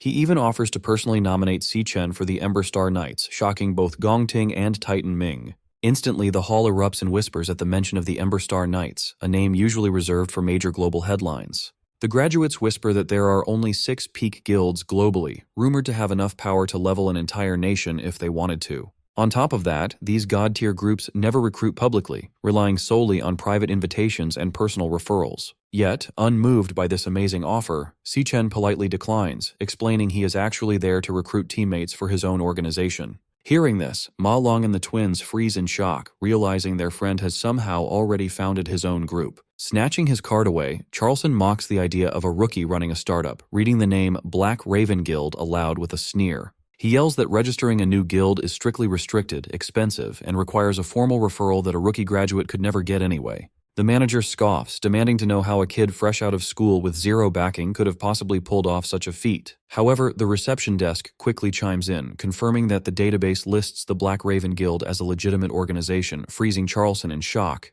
The database confirms the guild was registered on May 18th, approved on June 18th, and lists Si-chen as its legal representative. Hearing the registration date, Gongting does some quick math in his head and is taken aback by the timeline. He realizes that Si-chen was already setting up his own organization a full month before their final graduation exam even started. Suddenly, everything clicks. Si-chen only cared about winning the prize money to fund his startup, not because he wanted the glory of first place. From the very beginning, the Imperial Guild was never on Si-chen's radar, as his focus was entirely on launching his own group. Looking at the calm graduate, the recruiters realize that Si-chen never sought their approval, as he operates on a completely different level. Carl chuckles to himself, noting that Si-chen and his sister really are cut from the same cloth, sharing a fiercely independent streak. Si-chen then reminds everyone that a guild needs at least 2 members to run dungeons, pointing out his group currently only has him. Turning straight to his rival, Si-chen holds out a recruitment card and invites Gongting to be his very first member in the Black Raven Guild. Just a week before graduation, Si-chen met with Qing-Zhi at the Mithril Exchange to share 2 important updates. First, he asked for a 1-week extension on his debt because tying for first place in his exams meant he missed out on the full cash prize, leaving him 500,000 short. However, this money problem was nothing compared to his second update, which was much more serious. He revealed that he had actually traveled back in time from 10 years in the future, explaining that a group of powerful demon kings would eventually destroy the world, leaving him as the only surviving hero.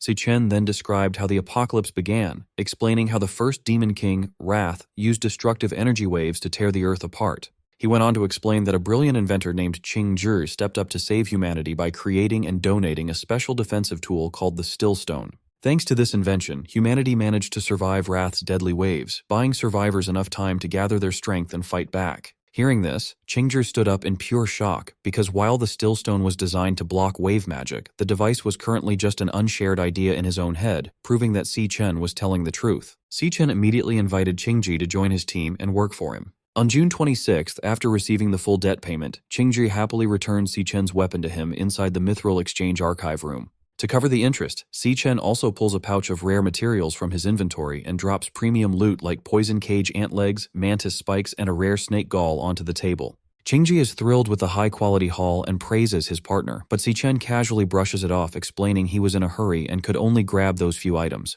Qing-Zhi then asks how recruitment is going for the new Black Raven Guild, and Si-chen admits his top candidate rejected the offer. This news surprises Qing-Zhi, who assumes this setback will delay Si-chen's planned relocation to the elite city of Sanhaven. However, Si-chen reveals he is actually speeding up his timeline, explaining that his original plan to save the world had 3 phases.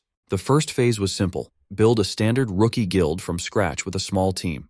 The second phase involved leveling up the guild to gold status to get permission to challenge S-rank dungeons. Finally, he planned to go to Sanhaven, find the dungeon holding the Demon King of Wrath, and defeat him early. But recent events have ruined his calculations, and Si-chen warns that Wrath may have already appeared much sooner than in his past life. Therefore, he must reach Sanhaven immediately and recruit teammates after arriving, leaving Qing-Zhi amazed at how complex the situation is becoming. Wanting to help, Qing-Zhi reaches into his pocket and presents a small digital music player, hoping his quick preparation can turn the tide. He explains that he had a producer friend create a catchy pop song encoded with a specific beta frequency and even secured a partnership with global superstar Michael Bruno. The plan is for the pop star to release the track as a lead single, spreading the frequency worldwide in less than a week. He explains that since this frequency can neutralize Wrath's mind-controlling ripples, broadcasting the song is their most efficient defense system on short notice. Si Chen is amazed that his partner set up a global defense in just 7 days, while Qing Ji simply adjusts his glasses, proud to help prevent the apocalypse.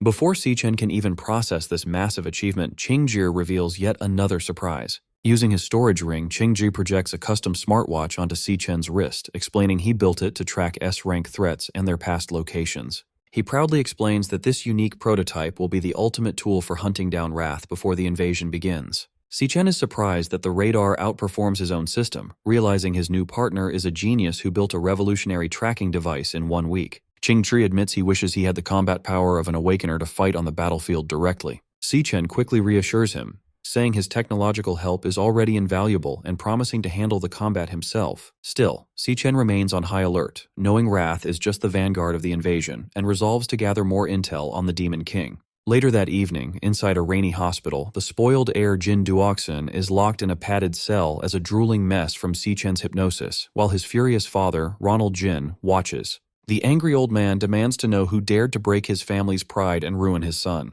He then orders a squad of elite, top-tier A-rank awakeners to hunt down the culprit by any means necessary and make them pay. Accepting the job, the lead assassin reveals a glowing energy blade hidden in his umbrella, confidently promising to deliver the culprit's head today. Suddenly, a heavy pressure rattles the room, forcing the director to his knees as he vomits in pain. As heavy footsteps vibrate through the floor, the elite mercenaries instantly sense a powerful presence heading straight toward them. When the monster approaches the door, the hunters ready their elemental powers and firearms, bracing for a fight. Suddenly the demon appears directly inside the room, grinning as it announces it is time to feed, revealing itself as Voraloon, the demon king of gluttony. Awakener powers are split into 5 core classes, starting with the warrior, who is built to lead the charge and take heavy damage on the front lines. Next is the assassin class, which relies on speed to flank enemies and finish off targets quickly. Then there is the mage, who specializes in controlling the battlefield and dealing heavy magic damage from a safe distance. Supporting these fighters is the chanter class, which keeps the party alive by removing negative status effects and boosting everyone's stats.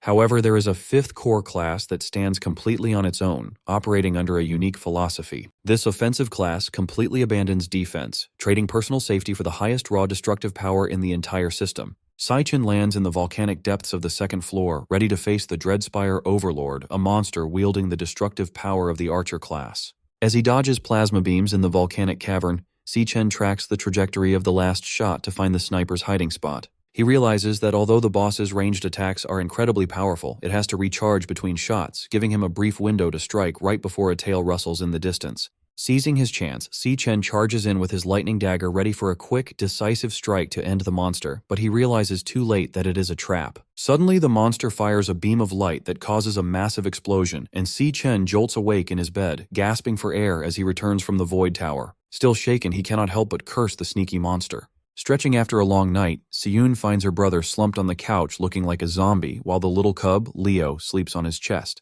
She asks if he got any sleep at all, and Si Chen admits he spent the night hunting and ran into some serious trouble. When she asks what exactly he was hunting, he quickly brushes the question aside and tells her to forget about it. Instead, he shifts the topic to their upcoming move, sharing his plan to head to Sandhaven in a few days, right after they perform next week's memorial rites for their parents. Siyun wonders why he needs to leave so early, but he explains that he wants to arrive ahead of her to get their new home set up. Deep down, however, he knows he must speed up his plans to stay ahead of the looming apocalypse. Seeing his sister happily cuddling the cub, he feels relieved knowing Leo will be there to protect her, making their temporary separation much easier to bear. However, one dangerous flaw still weighs heavily on his mind. Under certain conditions, his psychic link with Leo disconnects. He recalls how his connection with the cub went completely silent the moment the gate slammed shut behind him in the deepest part of the wild dungeon. The mental link only returned after he successfully defeated the Overlord and forced the dungeon gates to reopen. This vulnerability chills him, especially when he reflects on how close he came to failing during his rescue of Si Yun.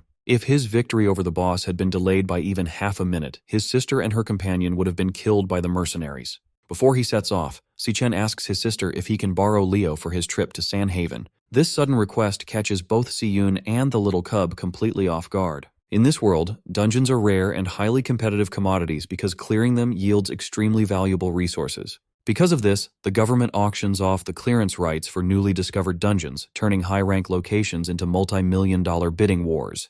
Wealthy elite guilds quickly bid fortunes to monopolize all of these high-rank dungeons.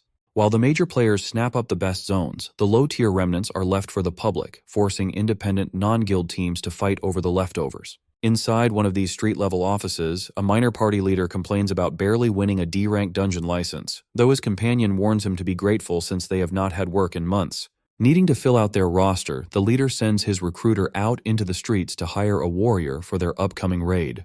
Since government regulations strictly forbid entering dungeons with fewer than 2 people, unaffiliated awakeners who fail to join proper guilds gather at local markets to form desperate temporary teams just to get by. At the market, a desperate E-rank nuclear chanter named Tanaka Daiki pitches his weapon-heating support skills to a potential team. However, the recruiter girl carrying the spiked bat immediately shoves him away, shouting that she only wants a warrior and has no use for a weak support class. Walking past the commotion, Si-Chen realizes that the only way to ensure his sister's safety is to take Leo into a dungeon to gain combat experience and level up. Since his new guild does not have any dungeon rights yet and his private Dreamspire is far too dangerous for a young cub, he has to find a team in the public recruiting market.